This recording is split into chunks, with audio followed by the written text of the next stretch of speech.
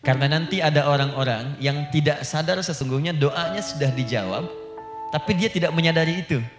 Bahkan merasakan doanya kok nggak dijawab-jawab gitu. Padahal Allah sudah menjawabnya. Nah, seperti apa ukuran kita mengetahui bahwa doa kita telah terjawab, atau doa kita barangkali belum dijawab atau tidak dijawab? Apa ukuran ketiga hal itu? Itu yang coba kita turunkan di pembahasan pagi ini. Mudah-mudahan dengan itu kita nanti akan lebih pandai bagaimana cara menyikapi doa dalam hidup, seperti apa doa dipanjatkan, kapan kita berdoa, dan kita tahu oh ini hasil dari doa yang telah kita panjatkan.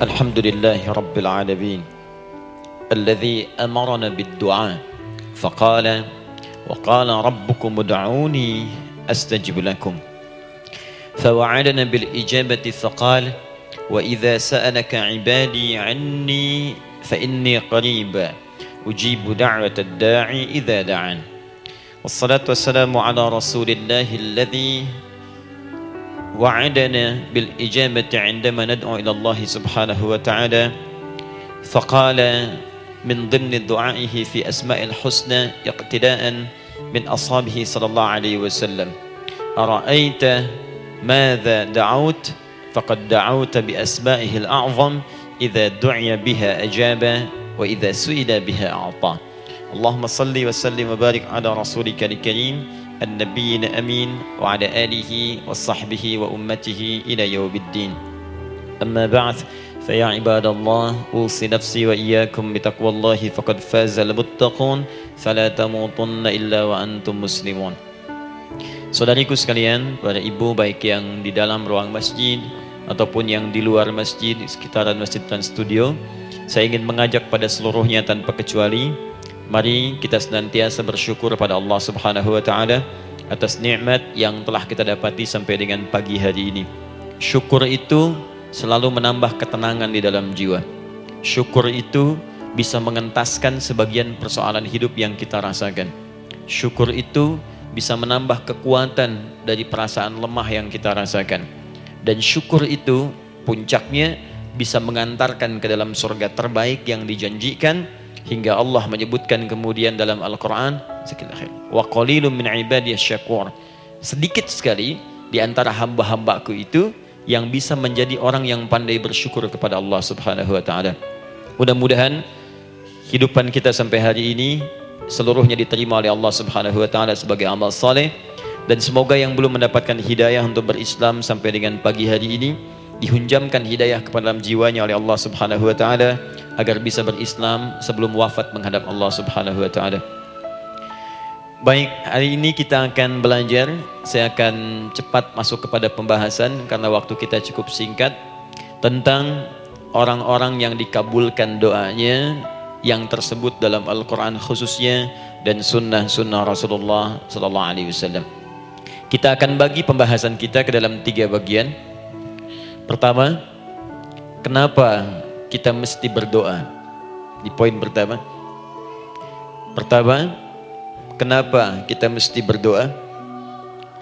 Yang kedua, bagaimana cara berdoa yang baik, yang cepat dikabulkan oleh Allah Subhanahu wa taala? Yang pertama, mengapa kita mesti berdoa? Esensi doa itu apa, kan? Yang kedua, bagaimana cara berdoa yang sekiranya cepat dikabulkan oleh Allah Subhanahu wa taala. Dan yang ketiga, kita akan melihat ukuran pengabulan doa. Seperti apa doa itu dikabulkan. Karena nanti ada orang-orang yang tidak sadar sesungguhnya doanya sudah dijawab, tapi dia tidak menyadari itu. Bahkan merasakan doanya kok nggak dijawab-jawab gitu. Padahal Allah sudah menjawabnya. Nah, seperti apa ukuran kita mengetahui bahwa doa kita telah terjawab, atau doa kita barangkali belum dijawab atau tidak dijawab? Apa ukuran ketiga hal itu? Itu yang coba kita turunkan di pembahasan pagi ini. Mudah-mudahan dengan itu kita nanti akan lebih pandai bagaimana cara menyikapi doa dalam hidup, seperti apa doa dipanjatkan, kapan kita berdoa, dan kita tahu oh ini hasil dari doa yang telah kita panjatkan.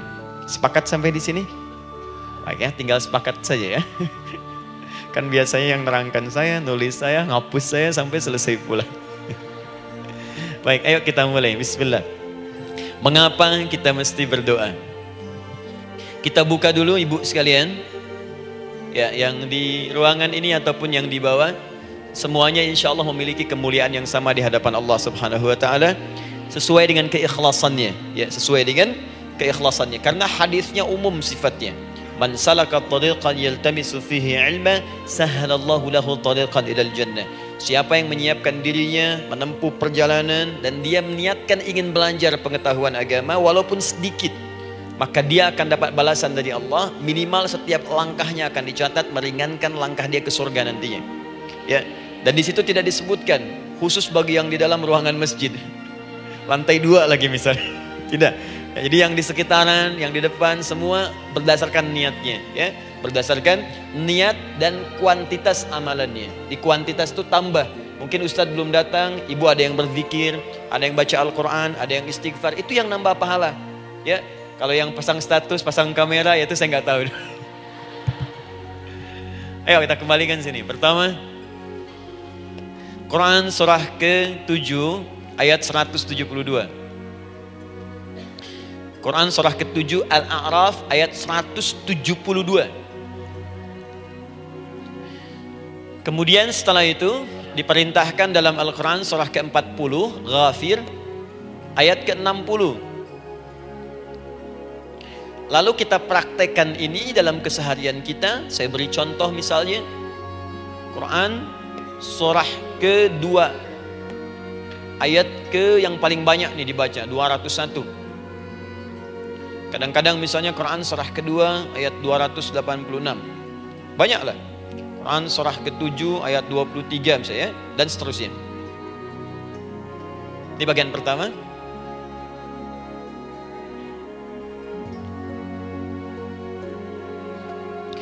Bagian kedua, nanti kita akan belajar bagaimana cara berdoa yang baik yang dikabulkan. Kita ambil satu Quran kedua ayat 186.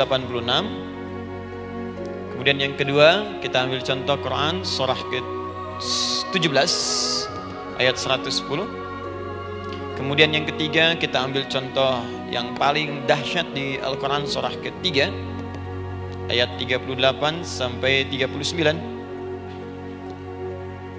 Ada yang belum berdoa sudah dikabulkan. Masya Allah. Ini ada di Quran misalnya surah ke-3 ayat 31. Nanti turunan amalannya misal di Quran surah 51 ayat 15 sampai dengan 18. Saya bulati yang 18-nya. Bagian ketiganya nanti kita uraikan di bagian akhirnya. Baik, kita bisa mulai insyaallah. Baik, kita bagian pertama, mari kita mulai. Saya ingin berkisah sejenak dengan menyampaikan Quran surah ke-7 Al-A'raf ayat 172. Allah berfirman, A'udzubillahi minasyaitonir rajim, wa idz akhadha rabbuka min bani adama min zuhurihim dzurriyyatahum wa ashhadahum ala anfusihim alastu bi rabbikum qalu bala syahidna. Ada ayatnya? Baik ya, di Quran surah ke-7 Al-A'raf ayat 172. Wa idz akhadha rabbuka min bani Adam. Kata Allah, dan ingatlah, pahamilah, pelajarilah, dalamilah. Teman-teman sekalian, ingat kalimat idz itu, idz dalam Al-Quran, termasuk dalam bahasa Arab, itu bukan sekedar mengingat. Idz itu bisa mengandung arti memahami dengan dalam, menganalisis, ya, memaknai, itu idz. Jadi bukan sekedar mengingat. Bukankah ibu kalau mengingat sesuatu berusaha mendalaminya? Ya, kalau nggak percaya saya tanya begini. Coba ibu ingat kemarin jam 5 sore ada di mana? Bukankah sekarang sedang mendalami sesuatu? Sedang mencari memori jam 5 sore kemarin ada di mana? Setelah itu dihimpun jadi sesuatu lalu disampaikan dengan terstruktur, dengan rapi. Oh, kemarin saya ada di sini, di sini, di sini, mengerjakan ini. Itu idz dalam bahasa Arab. Kalau di Al-Quran ada kalimat idz. Itu berarti bukan sekedar kita diminta mengingat, tapi juga merenung, mendalami, memahami dengan dalam. Paham insyaallah? Baik, sekarang perhatikan. Nanti kalau ibu baca Al-Quran, maksud saya, ibu bisa menerjemahkan sendiri dan memahami dengan baik. Ya, misal kalimat idz pertama dalam Al-Quran misal ditemukan di Quran surah kedua ayat 30. Wa idz qala rabbuka lil malaikati inni ja'ilun fil ardi khalifah. Idz akan ditemukan. Nah, sekarang ayat tentang korelasinya dengan doa, kita buka Quran surah ke-7 tadi ayat 172. Wa idz akhadha rabbuk, dan pahami ya kata Allah, renungkan ya, maknai dengan dalam ketika Allah menyampaikan, membuat komitmen dengan semua anak cucu Adam tanpa kecuali. Semuanya. Ingat kalau ditemukan kalimat Bani Adam. Bani Adam disebutkan 7 kali dalam Al-Quran. Ya. Berapa kali? 7 kali. Kalimat Bani Adam. Bani Adam. Ini menunjuk pada semua keturunan anak cucu Adam sampai selesai kehidupan. Dari Nabi Adam alaihissalam, kemudian pasangannya Sayyidah Hawa alaihissalam, kemudian keduanya mulai berumah tangga, melahirkan keturunan, diabadikan di Al-Quran surah keempat, ya, surah Ibu, ayat yang pertama. Ya ayyuhan nasu taqu rabbakumul ladzi khalaqakum min nafsin wahidah wa khalaqa minha zawjaha. Di situ kemudian ada Adam, zaujaha Hawa, ya. Wa batha minhuma rijalan katsiran wa nisaa. Dari situ turun keturunan laki-laki perempuan, laki-laki perempuan. Nanti menyebar, Bu, ya, menyebar. Ada yang ke Chicago, ada yang di Chicago, ada yang di Singaparna, ada yang di Singapura. Semua nyebar. Ya, di Sunda, dari Jawa sampai ke Sumatera, sampai Indonesia, sampai Nusantara, sampai Asia, Eropa, sedunia. Nanti penyebarannya disebutkan di Quran surah ke-49 ayat ke-13. Ya ayyuhan nasu inna khalaqnakum min dzakarin wa untha. Hai manusia, semua saya ciptakan ada 2 jenis. Kalau bukan laki-laki itu pasti perempuan. Jadi tidak ada yang ketiga. Ingat ya? Kalau bukan laki-laki siapa? Perempuan. Jadi tidak ada misalnya, maaf, laki-laki yang keperempuan-perempuanan yang gerakannya melambai, ya, kata-katanya terlampau lembut misal, dan tidak ada pula perempuan yang perkasa, ya, terlampau kuat misalnya, melampaui batas-batas standarnya. Dikalau bukan laki-laki pasti perempuan. 2 saja. Jadi kalau misalnya masih ada yang bingung, tentukan dirinya, ya, dan lihat fitrahnya. Lihat fitrahnya. Baik, kemudian waja'alnakum syu'uban wa qabaila. Kami tempatkan kalian mungkin beda-beda tempat. Syu'ub, beda tempat. Ya, ada yang misalnya RT, RW, kecamatan, beda kampung, beda negara, sampai seluruh dunia. Wa qabail, satu tempat itu sukunya bisa beda. Coba ibu lihat misalnya, ya, di daerah Sumatera saja ada berapa suku? Di Sunda paling banyak suku, gitu ya? Banyak sekali. Jadi bisa lain-lain, bisa beda-beda. Nah, lita'arafu, semua saling mengenal, silakan. Nah, ketika semua tadi ditempatkan di semua pelosok dunia, baik laki-laki, perempuan, dari anak keturunan Adam, itu semua anak keturunan Adamnya disebut dengan satu nama saja dalam Al-Quran, yaitu Bani Adam. Jadi kalau kita mau cari keturunan kita, sampai ke asal mula kita, dari kita sekarang, itu semua akan tersambung kepada Adam alaihissalam. Puncaknya akan ke sini. Ya. Dan tidak akan nyasar kemana-mana, Bu. Ya. Ada sebagian manusia nasabnya tidak ingin Adam, inginnya bergeser, sehingga mengatakan manusia berasal dari monyet katanya, ya. Ada yang berkata begitu. Ibu sampaikan saja, kalau bapak dari monyet silahkan saja, jangan ngajak-ngajak saya, gitu ya.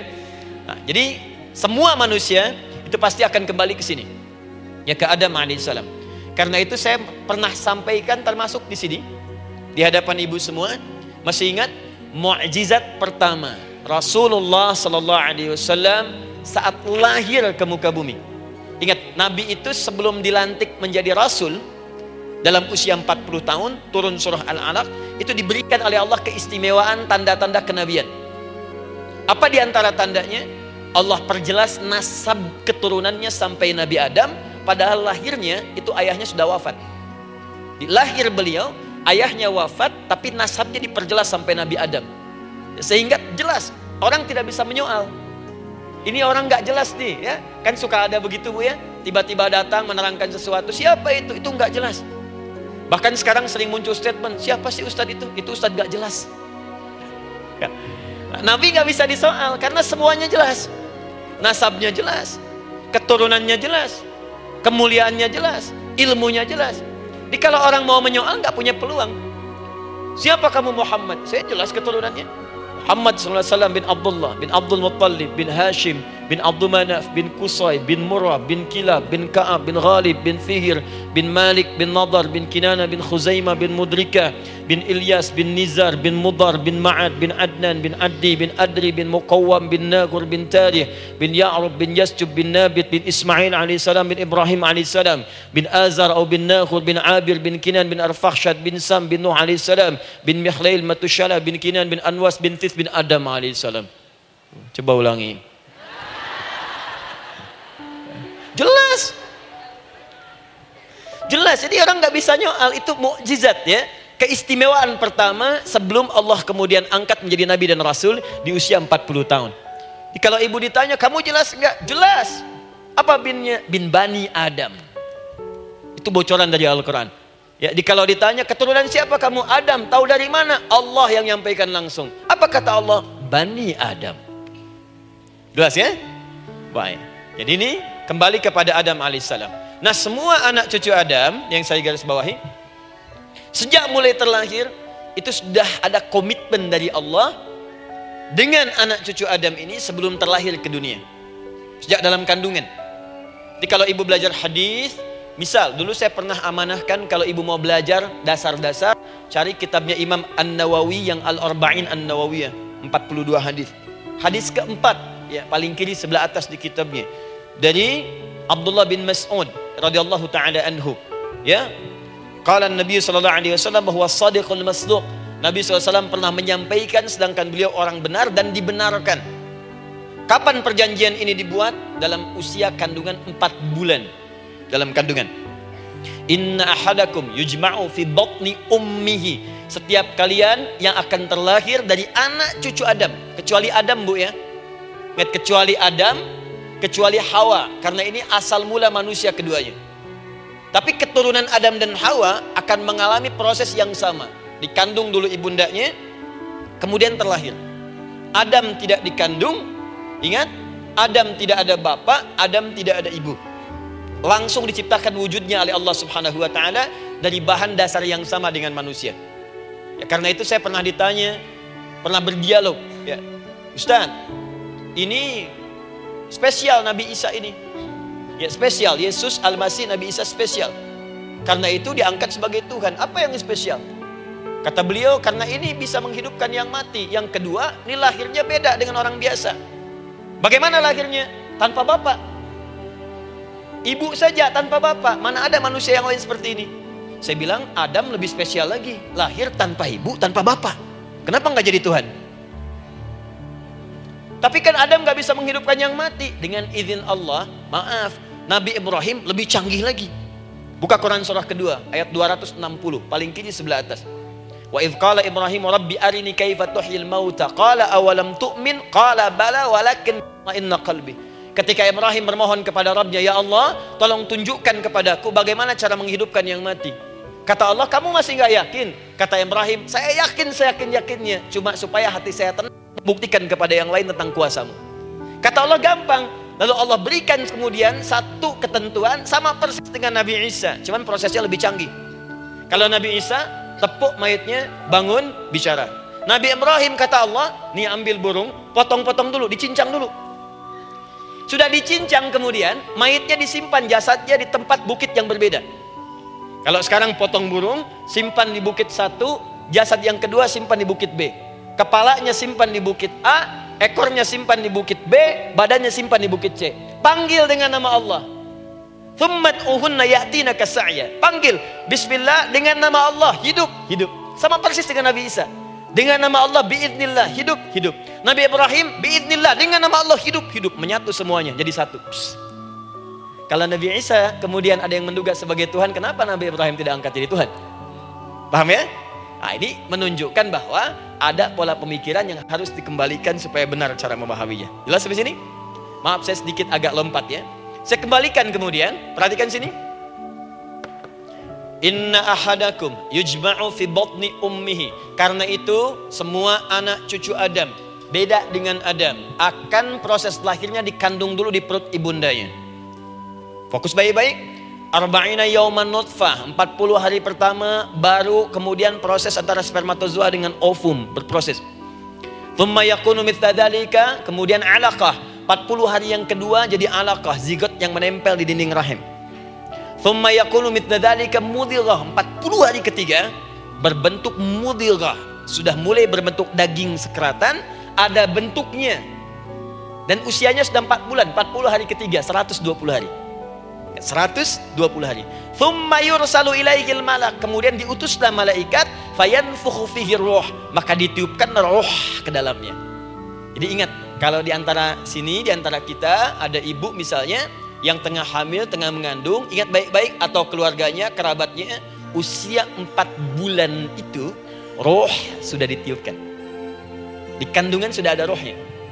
Hati-hati ya. Berapa bulan? 4 bulan. Karena itu nanti ada ayat dalam Al-Quran, Quran surah ke-7 ayat 189. Di posisi ini harus banyak berdoa dan beramal soleh. Ingat ya, berdoa, beramal soleh, minimal minta kepada Allah. Da'awallaha rabbahuma la in ataitana shaliha lanakunanna minasyakirin. Minta banyak kepada Allah, ya Allah jadikan anak saya anak yang soleh, jadikan anak saya anak yang soleh. Dari usia itu 4 bulan sampai ke atas menjelang lahiran. Nanti diiringi oleh amal soleh kedua orang tuanya. Ini sudah penelitian dokter muslim, khususnya di Asia Tenggara. Saya diskusi dengan seorang dokter muslim, ternyata ada korelasi amal soleh yang dikerjakan kedua orang tua, ayah dan bunda, atau calon ayah dan bunda, kepada anak yang sedang dikandung, yang belum dilahirkan. Jadi kalau orang tuanya rajin baca Al-Quran, itu berpengaruh ke anak, Bu. Dan penelitian terkini itu mempercepat anak itu menjadi seorang penghafal Quran ketika lahir. Ya, pernah satu kali dibacakan Al-Quran, posisi janin itu berubah, seperti sujud gitu. Itu penelitian sudah di MRI waktu itu dilihat ya, kelihatan. Jadi ada korelasi antara kesolehan orang tua dengan kesolehan anak yang sedang dikandung. Hati-hati ya. Tapi yang penting diketahui adalah dalam usia kandungan 4 bulan itu disebutkanlah isyarat di Quran surah ke-7 ayat 172 terjadi perjanjian komitmen dengan Allah Subhanahu wa taala. Apa perjanjiannya?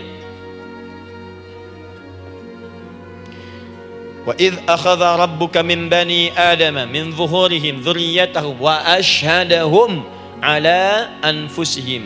Lihat perjanjiannya, saya fokus di kalimat ini, alastu bi rabbikum. Apakah engkau akan berkomitmen saat ini? Bersaksi? Karena kalimatnya bersaksi. Wa asyhadahum, dan mereka bersyahadat, bersaksi, komitmen.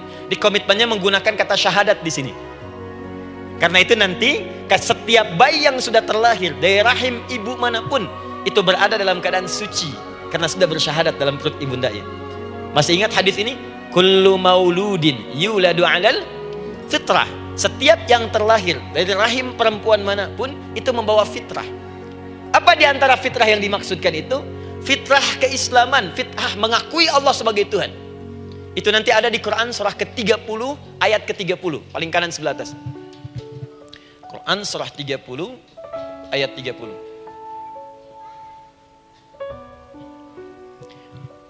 Fa'aqim wajhaka lid-dini hanifa.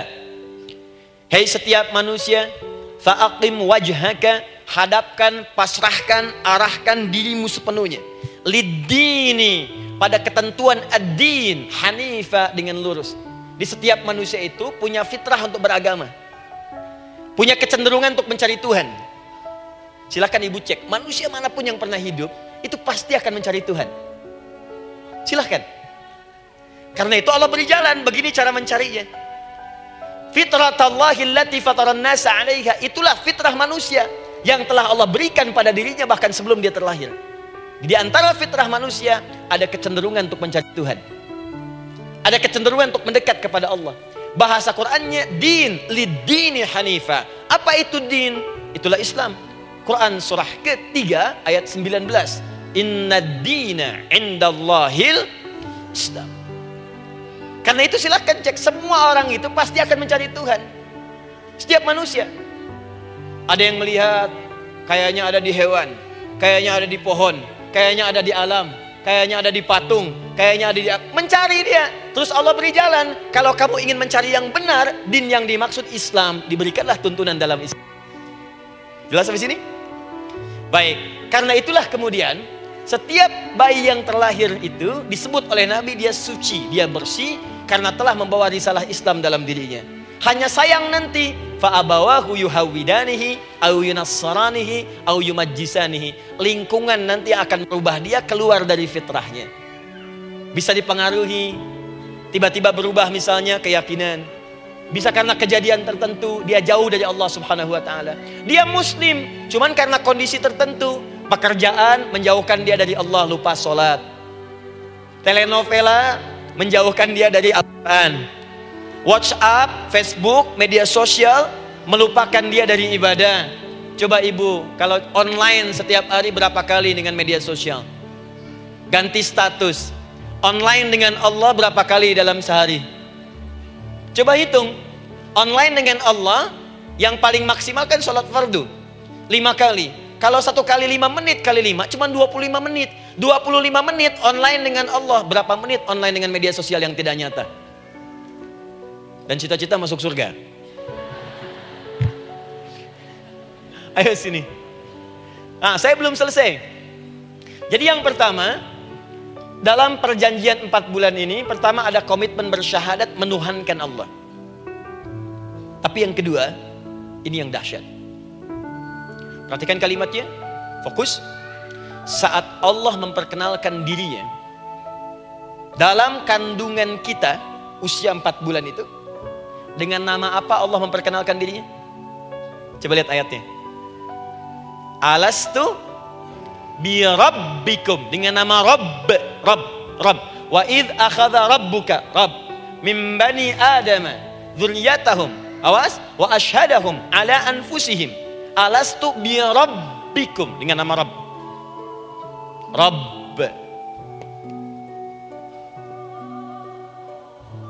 Nah, ibu sekalian, kata Rabb ini itu berasal dari kata ar-rububiyah.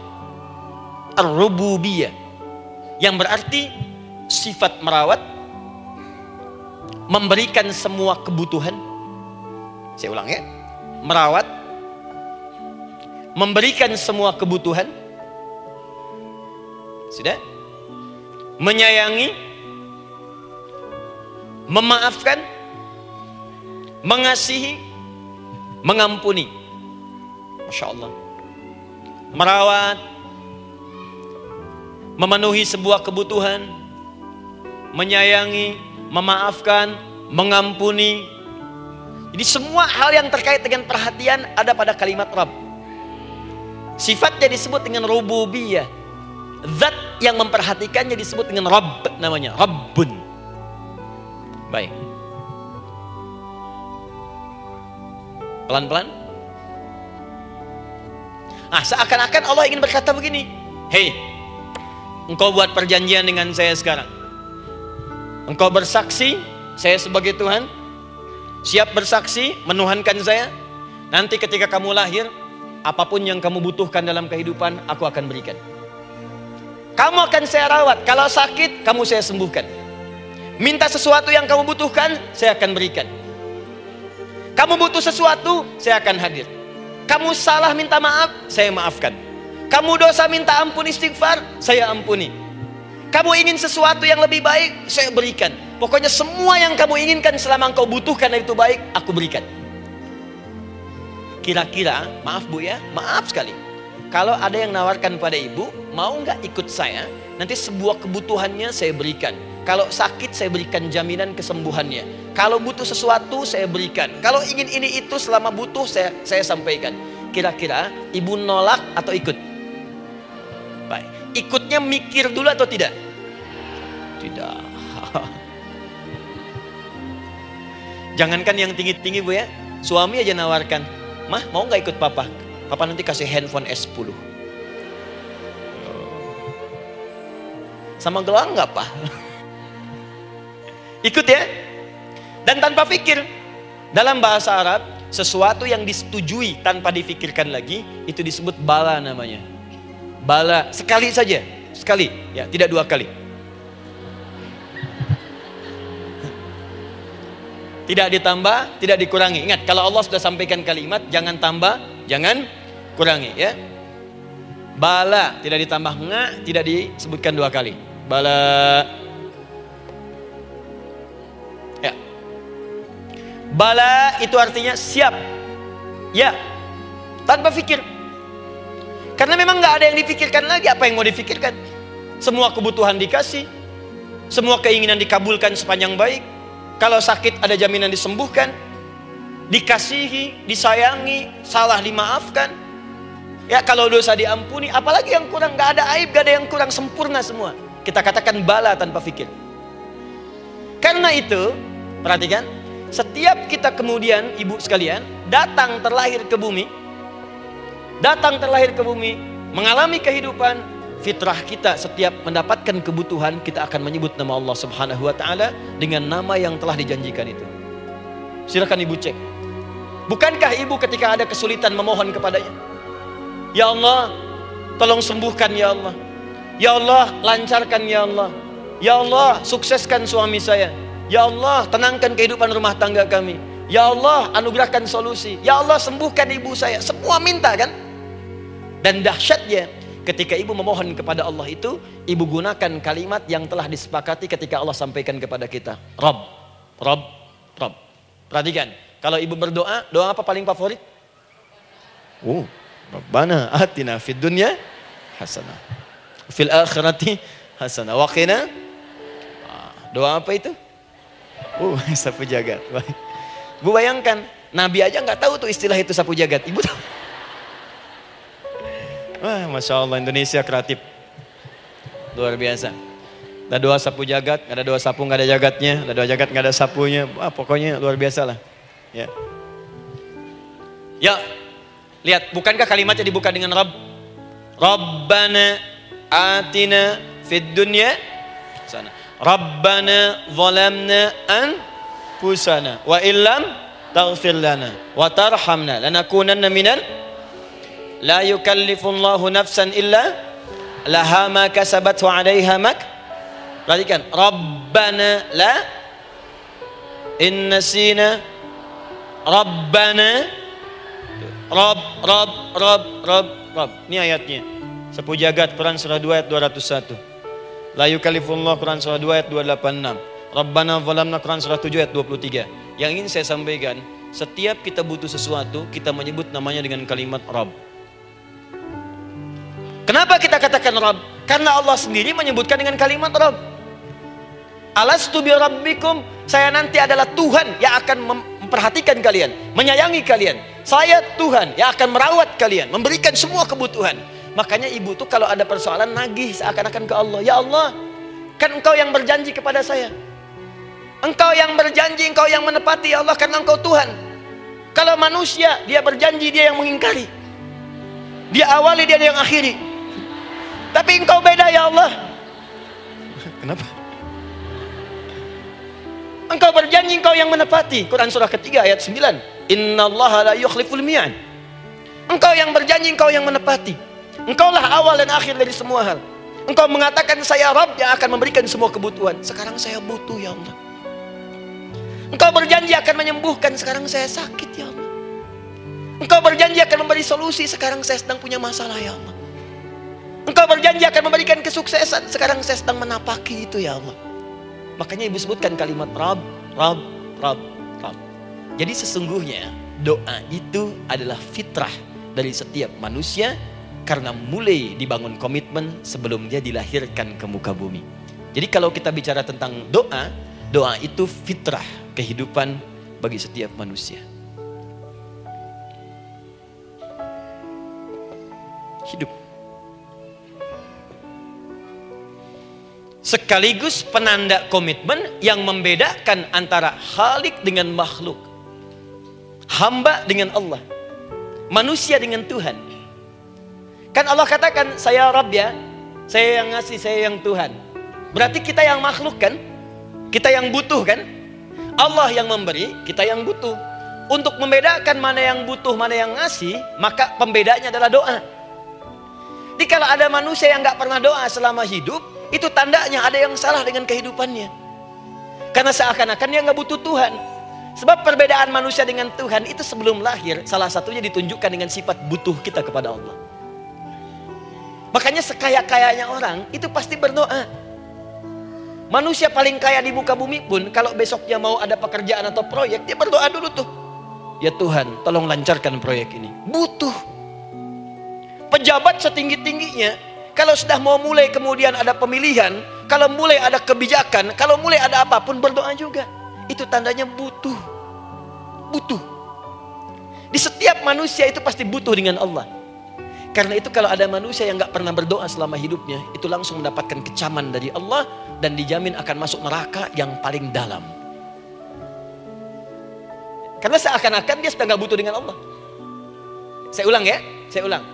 Doa itu fitrah hidup manusia yang sekaligus menunjukkan statusnya sebagai hamba.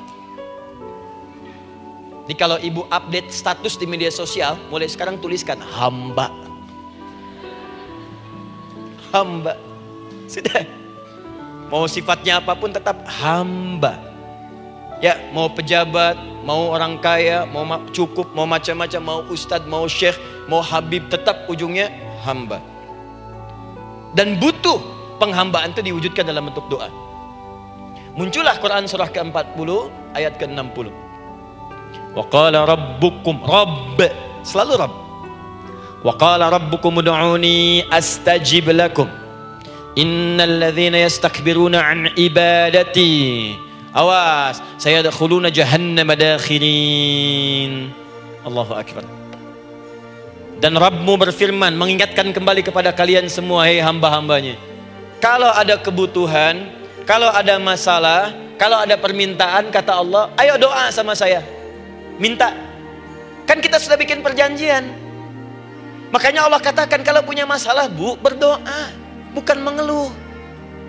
Kalau punya persoalan bu, berdoa, bukan bikin status. Rasanya aku tidak sanggup, ditulis di Facebook. Apain? Terus kalimat Allahnya pun jelas. Minta kepadaku, bukan mengeluhkannya. Kamu tidak seperti yang aku kira. Nungguin komen. Sambil masak, celing ada satu. Ece kunaon. Makin meluas masalah. Untuk abi mas sabar. Sudah. Paham ya? Jadi ini kaidah hidup yang pertama. Sebetulnya sederhana, cuman jarang digunakan gitu. Sederhana, cuman jarang dipakai. Kata Allah kan, kamu doa itu saya kasih ketenangan. Jadi bu, gini, doa itu manfaatnya, walaupun solusi belum datang, tapi hati tenang. Tenang. Jadi kalau mau curhat-curhat sama Allah, sampaikan, minta, mohon, berikan. Minimal tenang. Saya kasih rahasia ya. Ini di antara kita saja nih.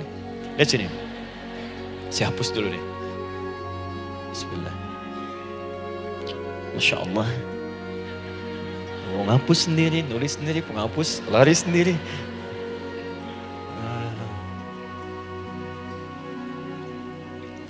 Bismillah.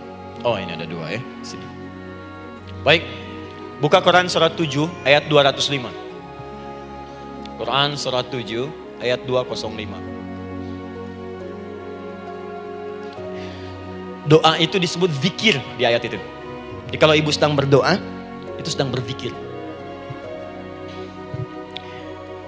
Wadhkur rabbaka fi nafsika tadarruan wa khifatan wa dunal jahri minal qaul. Ada ayatnya? Oke. Pakai Rabb lagi kan? Wadhkur rabbaka. Kalau engkau punya masalah, kata Allah, sekecil apapun, di rumah tangga kah, Di kantor kah, kehidupan sosial kah? Kata Allah, ayat sebut, minta kepada Allah. Berdoa. Doa disebut dengan zikir. Zikir itu semua kegiatan yang membuat kita ingat Allah. Zikir. Baca Quran, zikir.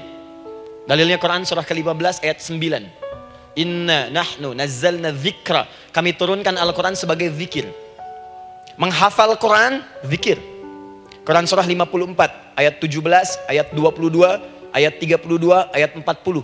Walaqad yassarnal Qur'ana lidzikri. Kami akan mudahkan Al-Quran untuk diingat, dihafalkan. Zikir, sebagai zikir kepada Allah. Ibu selepas sholat, baca subhanallah, alhamdulillah, Allahu Akbar, zikir. Quran surah keempat, ayat 103. فَإِذَا قَضَيْتُمُ الصَّلَاةَ فَاذْكُرُوا اللَّهَ. Maka jika anda telah tuntas mengerjakan sholat, segera berzikir kepada Allah. Sholat sendiri, zikir. Quran surah ke-20, ayat ke-14. Innani anallahu la ilaha illa ana fa'budni wa aqimis salata lidzikri. Saya Allah, kata Allah. Tidak ada Tuhan selain saya. Sembah saya. Bagaimana menyembah Allah? Tunaikan salat sebagai zikir kepada Allah. Zikir. Di zikir semua amalan yang mendekatkan kita dengan Allah. Doa itu satu dari bagian zikir. Tapi tahukah ibu fungsi zikir yang paling utama itu apa? Quran surah 13 ayat ke-28. Ala bizikrillahi tatmainnul qulub. Yakinkan pada dirimu, kalau zikirmu benar kepada Allah, maka dia akan berdampak kepada hati menjadi lebih tenang. Zikir itu manfaat pertamanya membuat hati tenang, Bu. Tadi saya contohkan. Baca Al-Quran, zikir kan? Jadi kalau ibu sedang tidak tenang, sedang gelisah, ada masalah, daripada mengeluh sana sini, wudu, Bu, wudu. Ambil mushaf, baca. Saat baca itu mungkin solusi belum datang, tapi hati itu lebih tenang. Kaitan dengan bahasan kita, doa, minta. Doa. Jadi kalau orang punya masalah itu, kalau berdoa, walaupun solusinya belum datang, walaupun kemudian jawabannya belum tiba, minimal hati ibu itu tenang. Ini dia. Kan surah 13 ayat 28. Rumus ini pakai. Gunakan dalam hidup. Karena yang tahu kehidupan kita itu Allah yang menciptakan kita. Yang tahu pesawat, yang bikin pesawat. Yang tahu handphone, yang bikin handphone. Yang tahu mikrofon, yang bikin mic-nya. Yang tahu kita, yang menciptakan kita. Ikutilah petunjuk Allah yang menciptakan kita, maka akan langsung terasa manfaatnya. Ibu tidak percaya, silahkan lakukan. Rasakan bedanya, bedakan rasanya, dan pasti akan terasa bedanya. Akan lain. Tuh. Doa. Tapi ingat, yang paling penting kata Allah, doa itu bukan sekedar penting permohonannya, tapi menunjukkan status kita sebagai hamba di hadapan Allah Subhanahu wa taala. Jadi kalau ada orang selama hidup tidak pernah berdoa, artinya dia mengingkari statusnya sebagai hamba di hadapan Allah Subhanahu wa taala. Mau menyejajarkan diri dengan Tuhan.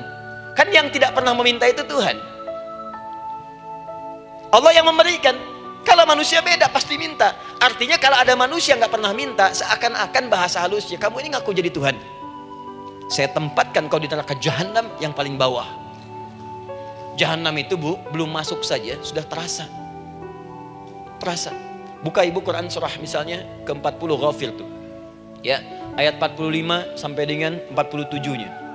Sebelumnya lagi, lihat Quran surah ke-8 ayat ke-50.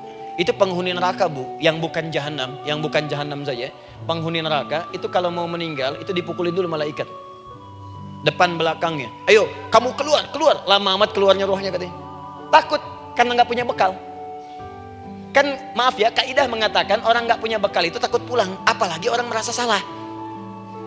Anak ibu berbuat kesalahan, mau pulang takut kan? Takut. Jadi kalau ada anak takut pulang, salah dia. Salah.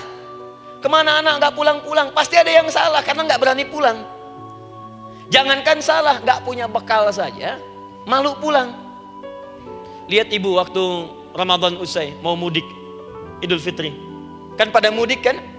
Kenapa mau mudik dan senang mudik? Karena punya bekal, Bu. Dikumpul-kumpulkan tuh selama 11 bulan. Untuk 1 bulan saja. Itu pun paling berapa hari.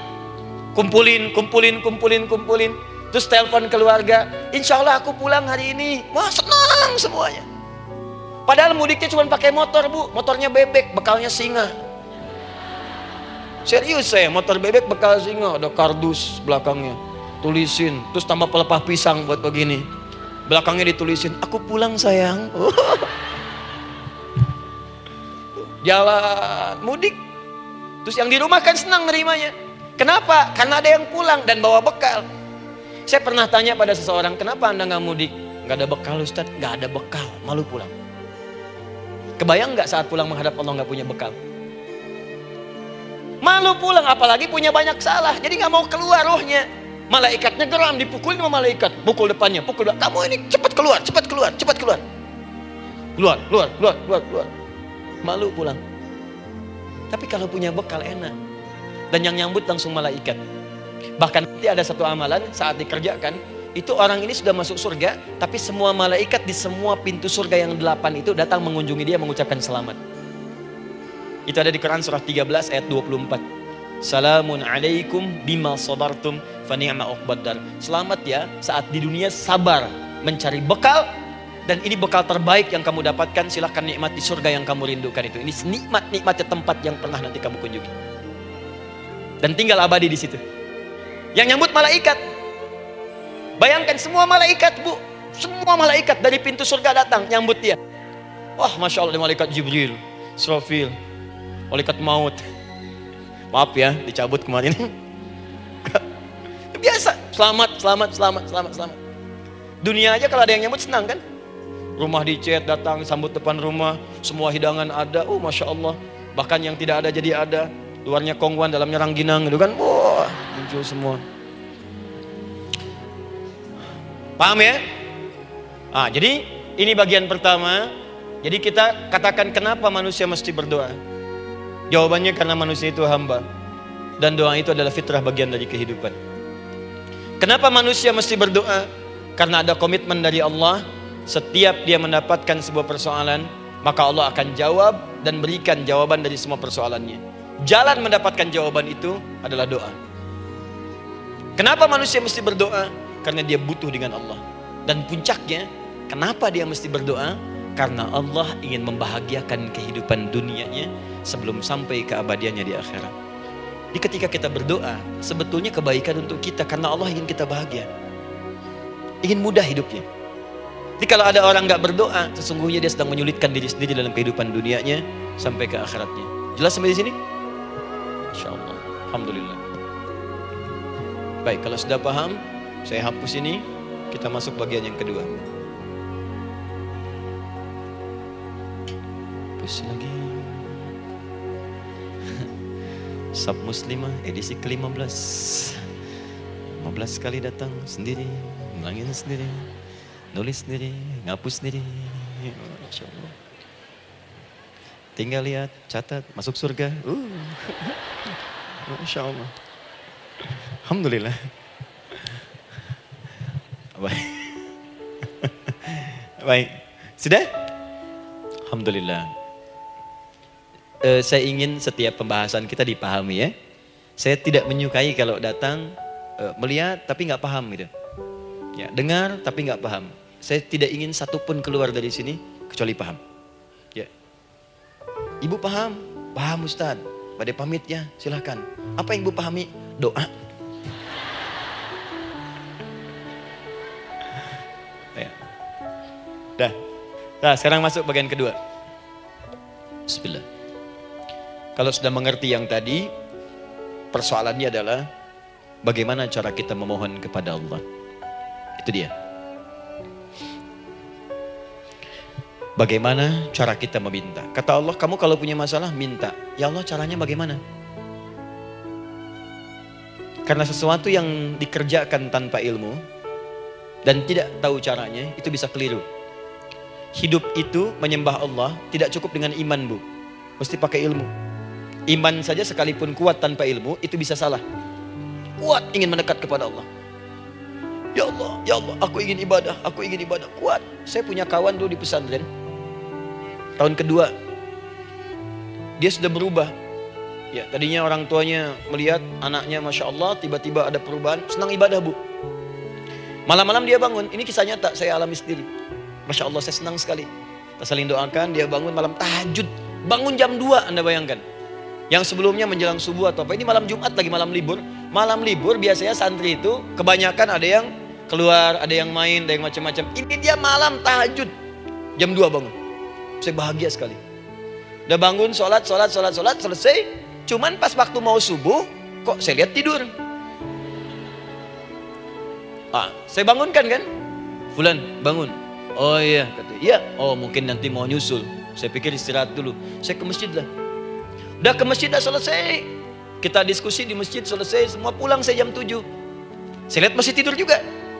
Barangkali dia sudah tadi sholat mungkin di kamar, nggak sempat ke masjid karena capek. Tapi saya lihat kok posisinya nggak berubah. Di situ juga. Akhirnya setengah jam saya tunggu, saya bangunkan. Bangun. Kenapa Adi katanya? Saya kira antum belum sholat subuh ya? Adi gimana sih? Kan udah saya jama dengan tahajud tadi.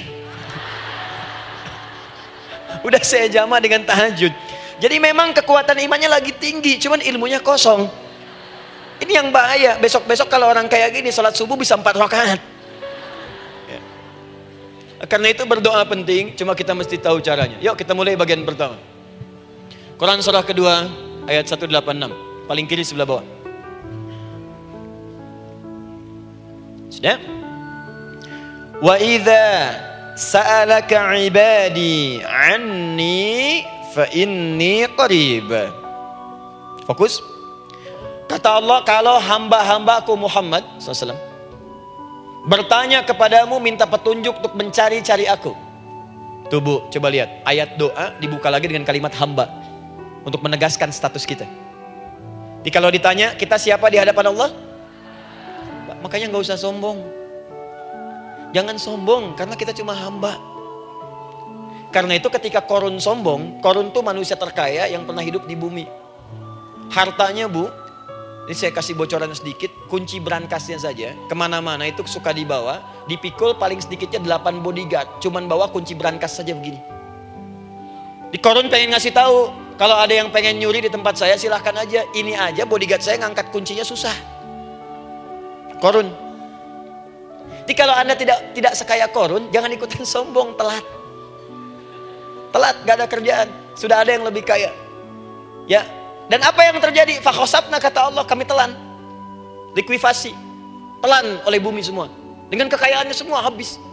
Jadi ketika ada seseorang yang lupa dengan statusnya sebagai hamba, maka Allah akan memberikan pelajaran kepadanya untuk taubat. Kalau nggak mau taubat juga, telan habis. Untuk menunjukkan kamu tuh bukan Tuhan, saya Tuhannya. Maka jangan ikutan sombong. Kalau ada yang perlu punya Ferrari, Lamborghini, Lamborghini, ya, wow, bikin rame di jalan, cuman nggak update status, kasih tahu, maaf mas, telat. Itu gambaran hidup. Dan ingat, setiap dibuka dengan kalimat permohonan, itu kalimatnya hamba. Hambaku, hambaku, hambaku. Termasuk mau minta tobat, hamba. Quran surah 39 ayat 53. Qul ya ibadiyalladzina asrafu ala anfusihim la taqnatu min rahmatillah. Katakan Muhammad pada hambaku yang merasa banyak dosa, pengen berdoa minta taubat. Kata Allah, hamba, saya terima taubatnya, hamba. Ini ya. Ini pun adab yang pertama dari Al-Quran. Adab yang pertama, kalau kita ingin berdoa dan doa itu cepat ingin dikabulkan, maka berdoalah dengan cara menghamba di hadapan Allah Subhanahu wa ta'ala. Jangan merasa tinggi.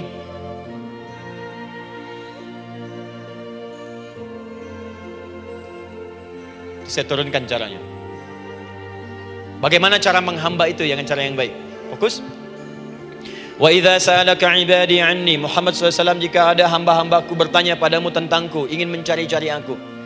Masya Allah, ibu maaf ya, biasanya kan kalau orang mencari Allah, ingin mendekat kepada Allah, entah itu datang ke masjid, bangun malam, biasanya motifnya cuma 2. Satu, ada kebutuhan, pengen berdoa, terus dekat sama Allah. Besok mau arisan, malamnya tahajud. Anak mau ujian baru puasa, kan? Suami ada proyek, nah, baru baca Quran, kan? Terus itu biasa itu, biasa. Jadi fitrah bu. Tumben jeng tahajud, fitrah.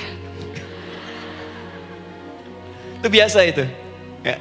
Yang kedua, taubat dari maksiat. Taubat.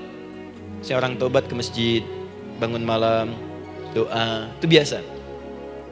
Jadi kalau ada seperti itu tandanya kita hamba normal manusia.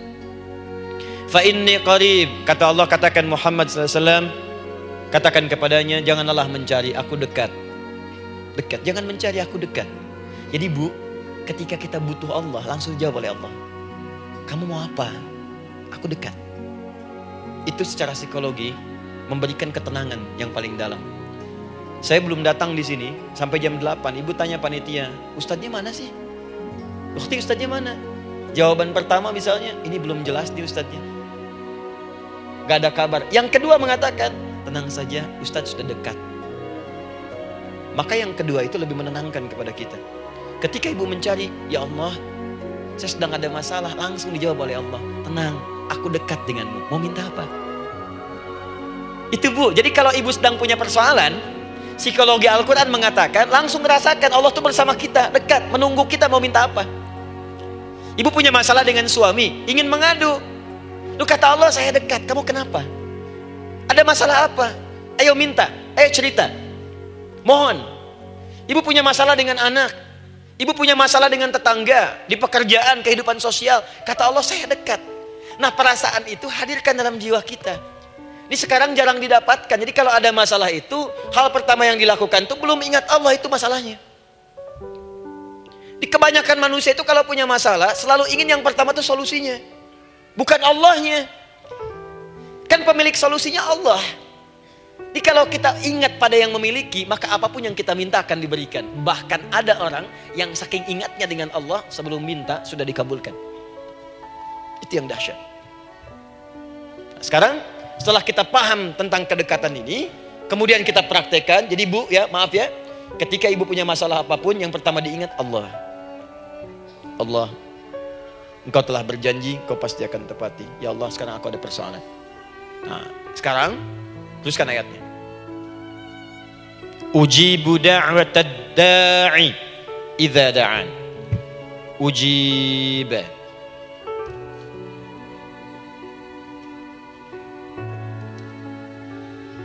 Ujibu da'watad da'i idza da'an. Aku pasti akan menjawab, mengabulkan setiap doa hambaku jika dia bermohon kepadaku. Saya ingin ajarkan sedikit di gramatikal bahasa Arab. Ujib itu disebut dengan fi'il mudhari namanya. Saya kasih rumus cepat Bu ya.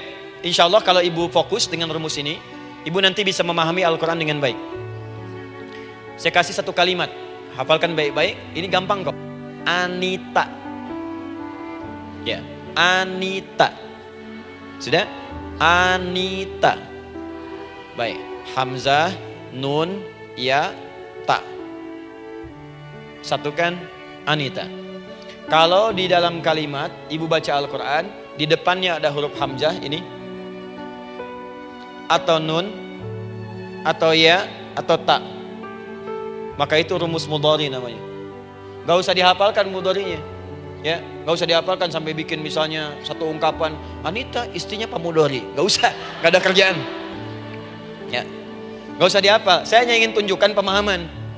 Kalau ada bentuk seperti ini punya 3 makna. Kalau dalam bahasa Inggris itu disebut present, ya, continuous, dan future. Present, continuous, and future. Sekarang, terus, sampai kapanpun.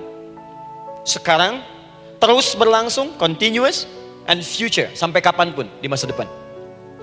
Ini bentuknya disingkat dengan rumus ini, Anita. Di dalam konteks pengabulan doa, kata Allah, ketika saya akan kabulkan. Kalau kamu punya masalah, kamu berdoa, saya akan kabulkan. Nah, kalimat Allah saya akan kabulkan ini bentuknya menggunakan mudhari. Ada hamzah di depannya, ujib. Artinya apa? Kalau ibu sekarang berdoa, saya akan kabulkan, kata Allah.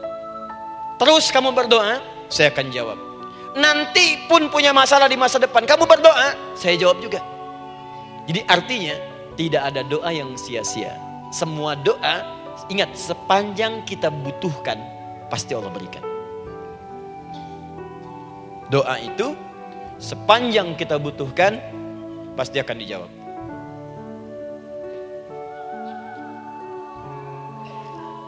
Nanti kapan dijawabnya, seperti apa jawabannya, nanti bagian ketiga.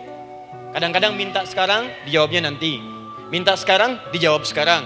Ada yang mintanya A, dijawabnya B. Itu yang paling dahsyat. Jadi kalau saya tanya, kalau kita berdoa, dijawab tidak oleh Allah? Itu janji Allah. Setiap orang berdoa, pasti dijawab. Nah, hanya persoalannya, seperti apa doa yang cepat dijawab itu? Apakah semua doa langsung dijawab seketika? Akankah mendapat jaminan langsung dijawab? Ternyata kalimat dijawab ini diikat dengan syarat ketentuan berlaku. Apa di antara syarat dan ketentuannya ini? Teruskan ayatnya. Faliyastajibuli. Syarat pertama. Kalau doamu ingin cepat aku jawab, faliyastajibuli. Maka engkau pun harus cepat merespon setiap seruanku. Jawab seruanku dengan cepat. Doa ingin dijawab oleh Allah, maka kata Allah, kamu pun harus menjawab setiap seruanku. Jawab seruan Allah.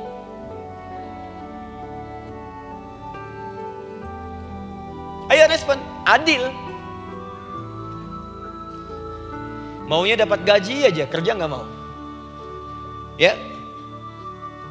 Apa ibu pikir duduk manis, santai di ruangan tengah, tiap bulan suami datang berikan uang belanja? Belum tentu. Kalau sikap tidak bagus, ya interaksi tidak mulia, maka belum tentu itu didapatkan.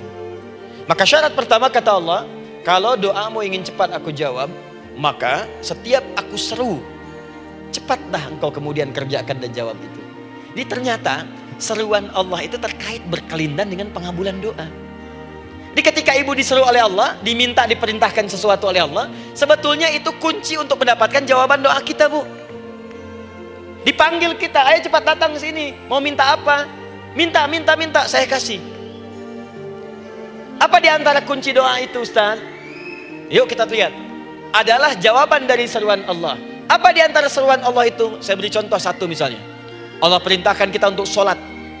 Bahkan diseru, diingatkan 5 kali dalam sehari. Sholat. Bukankah kita diseru, Bu? Dipanggil 5 kali sehari untuk sholat? Allahu Akbar, Allahu Akbar. Ya? Diingatkan kan? Ayo ingat Allah, ingat Allah, ingat Allah, ingat Allah. Allah Maha Agung, Maha Besar semuanya. Dan seterusnya. Perhatikan baik-baik. Apa tujuan Allah menyuruh kita dalam sholat? Ternyata bukan ingin memberikan beban ruku dan sujud. Bukan sujudnya yang penting. Karena semua makhluk tidak sujud pun tidak akan menurunkan status Allah sebagai Tuhan. Allah tetap Allah, gak ada ruginya.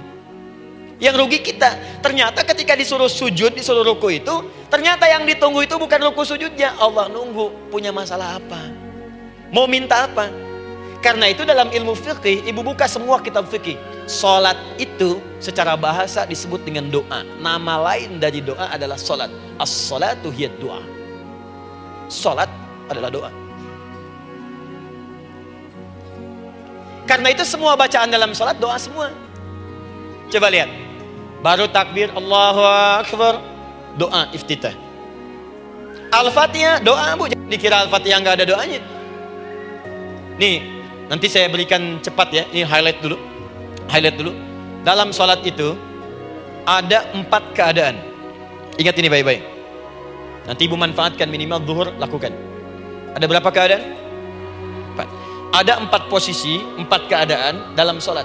Yang kalau ibu berdoa benar, meminta di situ dengan benar, itu seketika akan dikabulkan. Seketika. 1, saat berdiri. Berdiri. 2, saat ruku'. Ruku'. 3, saat sujud. 3, saat sujud. 4, sesaat sebelum salam. Berdiri, ruku', sujud, sesaat sebelum salam. Baik, sebelum saya bahas lebih jauh, saya ingin sampaikan dulu. Jadi ternyata ketika kita diminta oleh Allah menunaikan sholat, itulah cara kita memohon, Bu. Itulah waktu kita meminta. Dan dahsyatnya dalam sehari itu 5 kali ditungguin, Bu.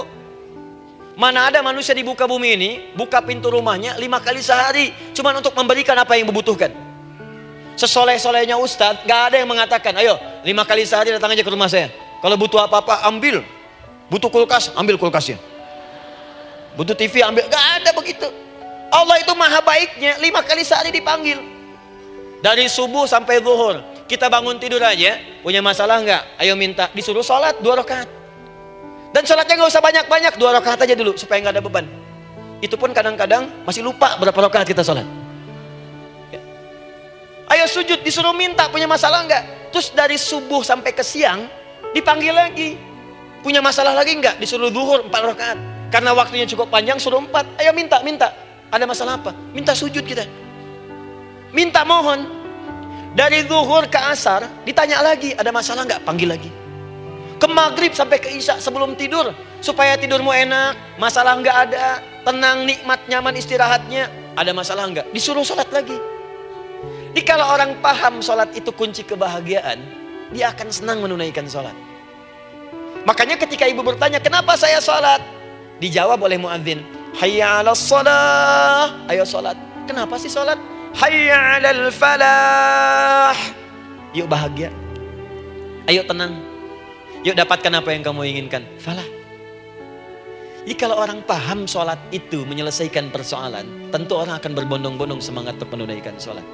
Cuman sayang segelintir orang itu menilai sholat sebagai beban. Jadi sebagai kewajiban beban saja, makanya sholatnya nggak nikmat. Karak tadi duhur, ayeuna asar deui. Ya bagaimana doanya bisa dijawab? Anda datang pada orang, tapi datangnya dengan marah-marah. Datangnya dengan mencelanya. Ya bagaimana dia bisa memberikan kebutuhan Anda? Anda datang pada Allah dengan niat yang tidak ikhlas. Setelah itu kemudian menggunjingkannya, bagaimana bisa dijawab? Tuntutan tinggi. Tapi datang tidak membawa prestasi, ya bagaimana bisa diberi? Catat tuh, bikin status. Paham ya? Nah ini bagian pertama. Jadi cara pertama, respon kata Allah, seruan Allah. Rumus pertama sholat. Nah sekarang saya ajarkan lagi. Ini belum selesai nih Bu. Ini panjang bahasannya nih. Sampai jam berapa kita? 10 ya? Oh, baik. Mau sampai jam 5 silahkan. Saya jam 10 selesai. Ya.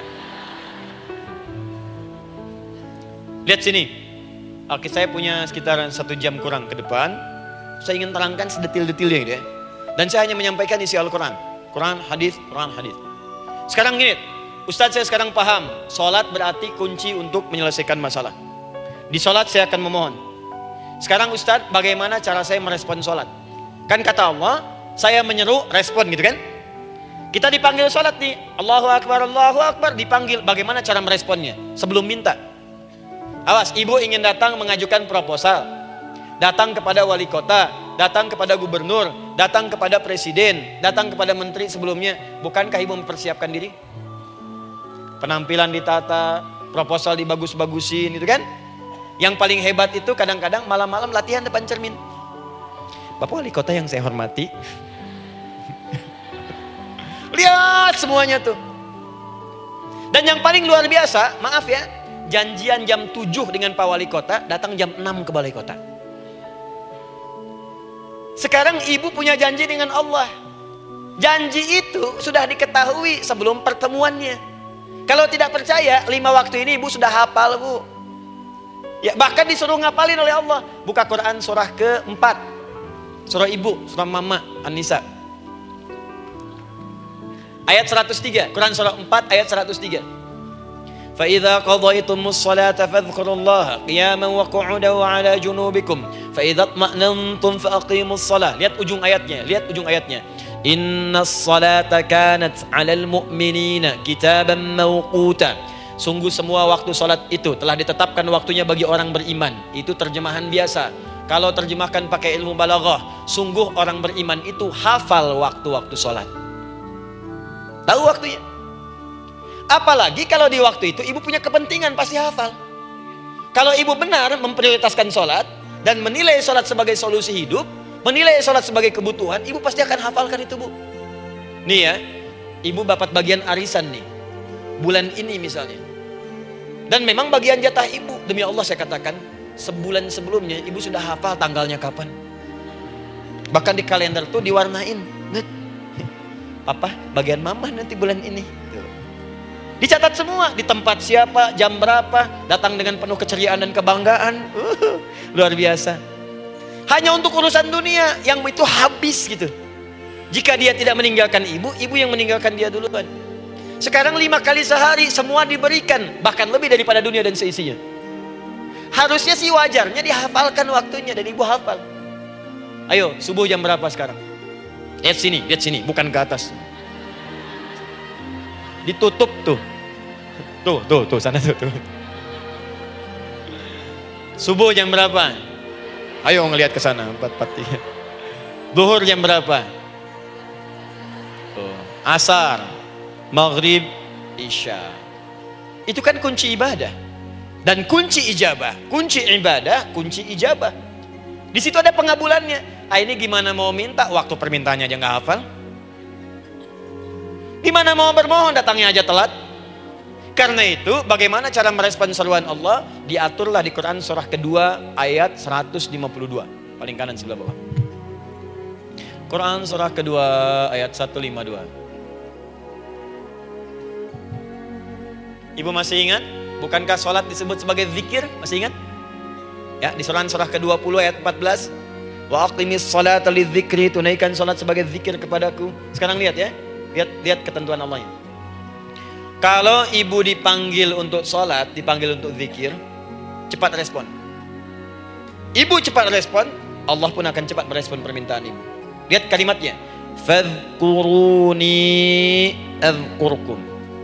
Fadhkuruni adzkurkum. Kalian mengingat saya, maka saya pun akan ingat dengan kalian. Kalian zikir kepada saya, ingat saya, kata Allah, maka saya pun akan ingat kalian. Di antara makna zikir, salat. Jikalau ibu salat mengingat Allah dengan cepat, maka Allah pun akan cepat mengingat kita. Contoh.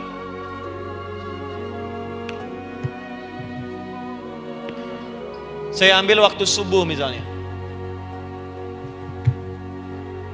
Di Bandung 4:33. 4:43. Oh, lihat kesan lagi terjadi perbedaan pendapat, ya. Ada yang 4:33, ada yang 4:34, ada yang 4:35 dan seterusnya. Yang ambil tengah-tengah lah, 4:35 misalnya. Kalau 4:35. Lihat sini, fokus. Allahu Akbar, Allahu Akbar. 4:35. Dipanggil salat, diseru. Kan tadi rumusnya di Quran surah 2 ayat 186. Faliyastajibuli. Kalau diseru cepat jawab, gitu kan? Terus diseru 4:35 adzan. Allahu Akbar, Allahu Akbar. Begitu diseru, ibu langsung datang. Ya Allah, sudah adzan, seruan nih, saya siap-siap, saya ingin minta sesuatu. Nah, orang yang datang saat dia diseru Allah, dia pun datang kemudian untuk menyerunya, maka Allah pun akan menjawab apa yang ia mohonkan saat ia bermohon kepadanya. Perhatikan, dipanggil oleh Allah lewat suara muadzin, Allahu Akbar, dia merespon cepat, siap salat. Maka dia pun ketika memanggil Allah, seketika Allah pun akan jawab padanya. Sesuai dengan kadar responnya. Dipanggil saat itu, dia menjawab. Maka Allah pun akan ingat kepadanya hanya saat dia memanggil saja.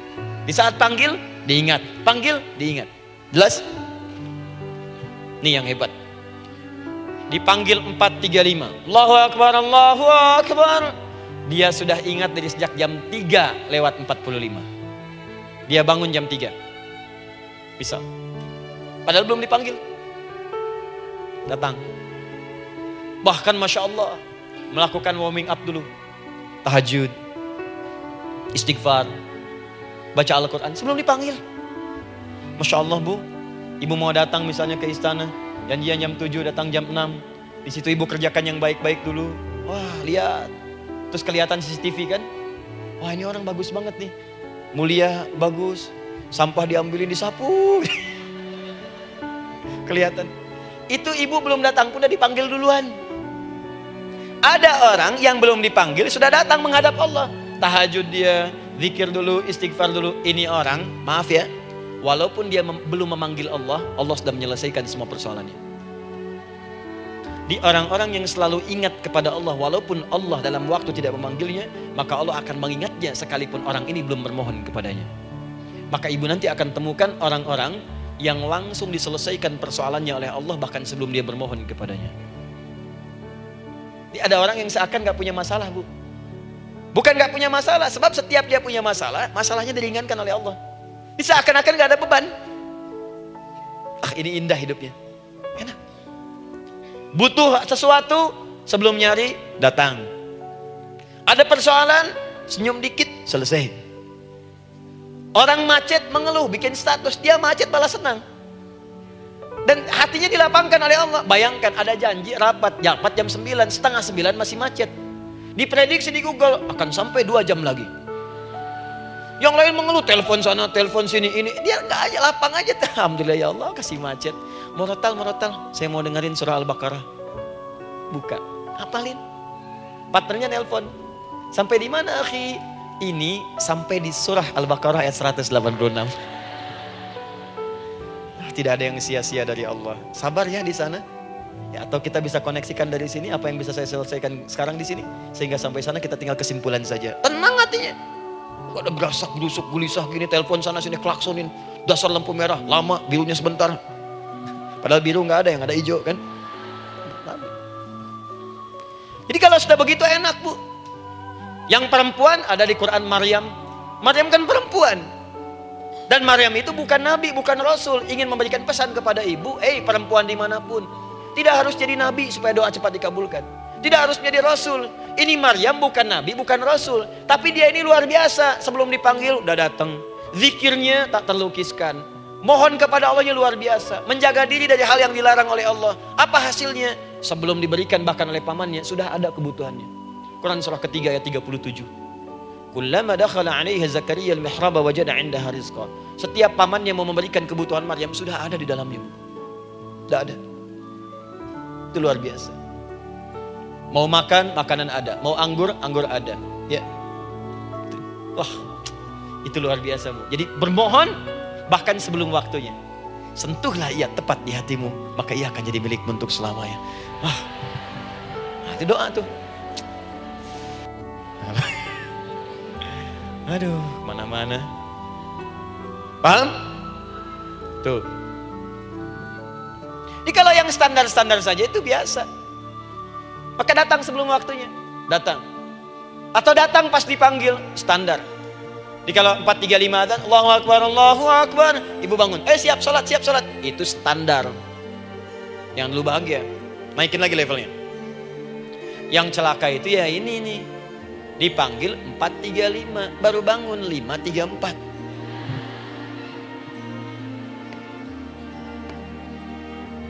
Sholat subuh belum, nuntutnya udah banyak.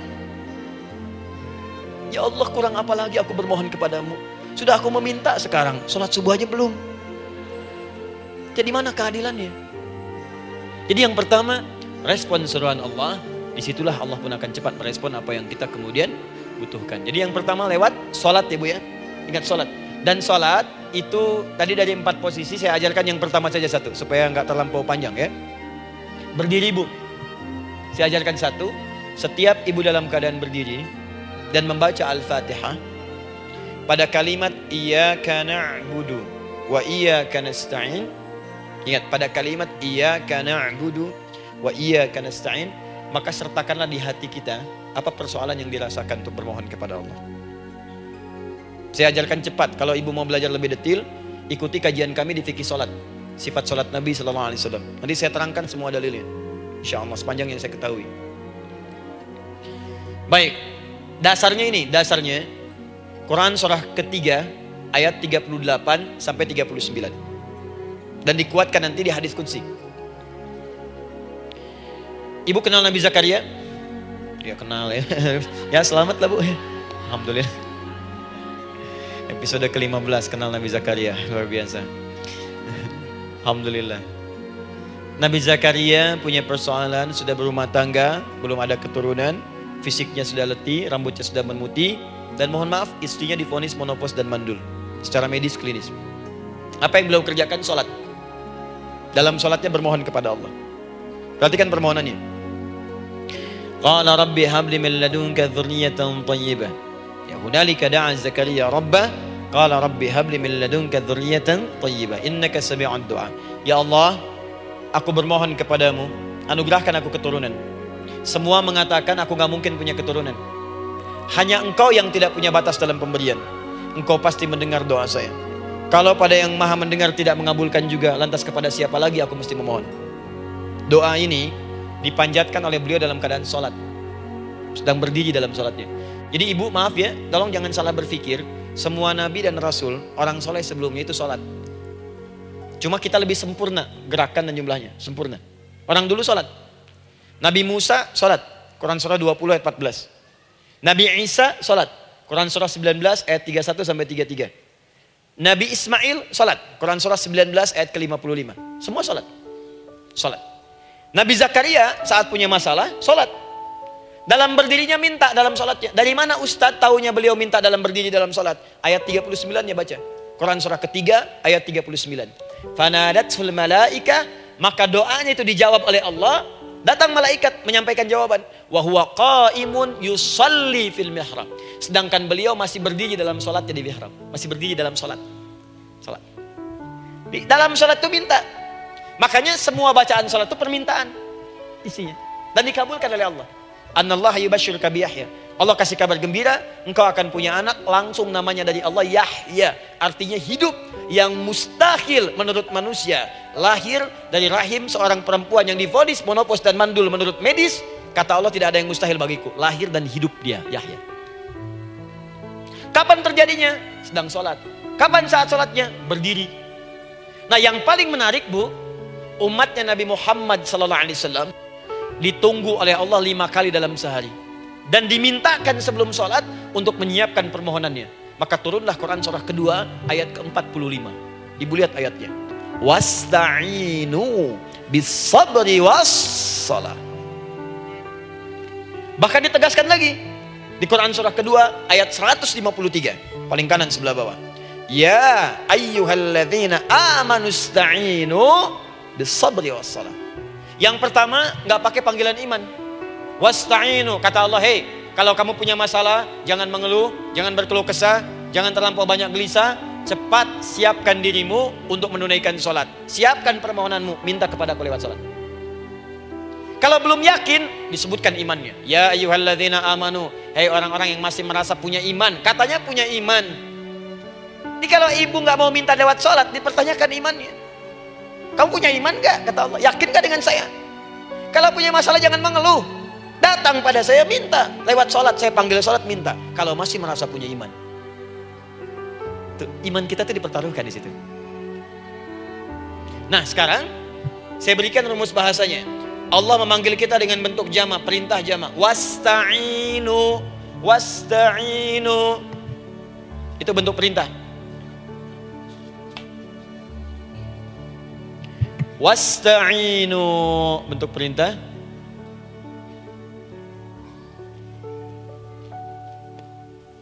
Wasta'inu.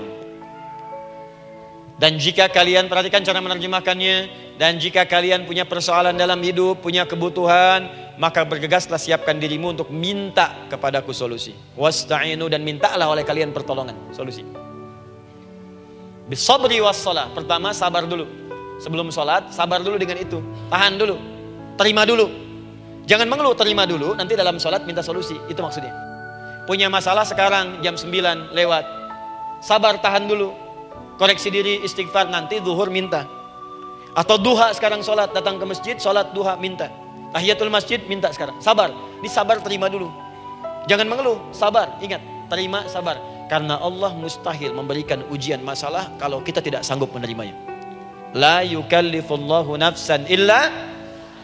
Saya sering katakan bu ya, maaf kalau kalimat ini mungkin kurang berkenan, tapi kalimat ini nyata. Kalau ibu sekarang punya masalah seberat apapun, itu artinya hanya ibu yang sanggup untuk menerimanya. Saya tidak. Betul, karena itu persoalan itu dititipkan kepada ibu, bukan kepada seorang bernama Adi Hidayat. Ibu yang dipercaya. Ya ibu dipercaya oleh Allah. Kenapa ibu tidak yakin dengan itu? Karena cuma ibu yang bisa mengatasi. Ibu yang mampu, saya tidak. Karena itu dititipkan pada ibu. Kaidahnya la yukallifullahu nafsan illa wus'aha. Allah nggak akan berikan beban ujian masalah kalau dia nggak mampu. Artinya kalau saya nggak mampu, saya nggak dikasih. Ibu mampu, ibu diberi. Jangan mengeluh. Kenapa mesti saya ya Allah? Kamu mampu. Ya Allah, why me? Why not? Kamu yang bisa. Nah sekarang, wassalah setelah terima itu, tapi juga jangan terlampau kepedean. Memang cuma saya yang mampu ya bikin status. Kemudian sholat, kita akan katakan, ya Allah, Engkau perintahkan saya untuk minta tolong. Sekarang saya akan minta kepadamu. Lalu kita katakan, maaf ya Allah, saya sekarang punya masalah. Saya ingin bermohon kepadamu. Saya ingin minta kepadamu ya Allah. Saya mohon ya Allah. Maaf Bu ya, maaf ya, sebentar. Ibu kalau punya masalah sedikit atau banyak? Banyak. Yang punya masalah ibu saja atau anak juga punya masalah? Kadang-kadang, bukankah anak yang punya masalah ibu yang minta? Bukankah suami yang punya persoalan ibu yang bermohon? Kan? Karena itu, kalau kita ingin memohon kepada Allah dengan persoalan yang kompleks mewakili yang banyak, maka pertama kalimatnya diawali dengan huruf na. Berarti kami, kita, semua. Jelas ya? Nah, ibu ingin robah kalimatnya minta tolong. Kata Allah, minta kepadaku pertolongan. Wasta'inu. Ibu ingin robah menjadi bentuk permintaan. Rubah kalimatnya menjadi nasta'in. Nasta'in. Nasta'in.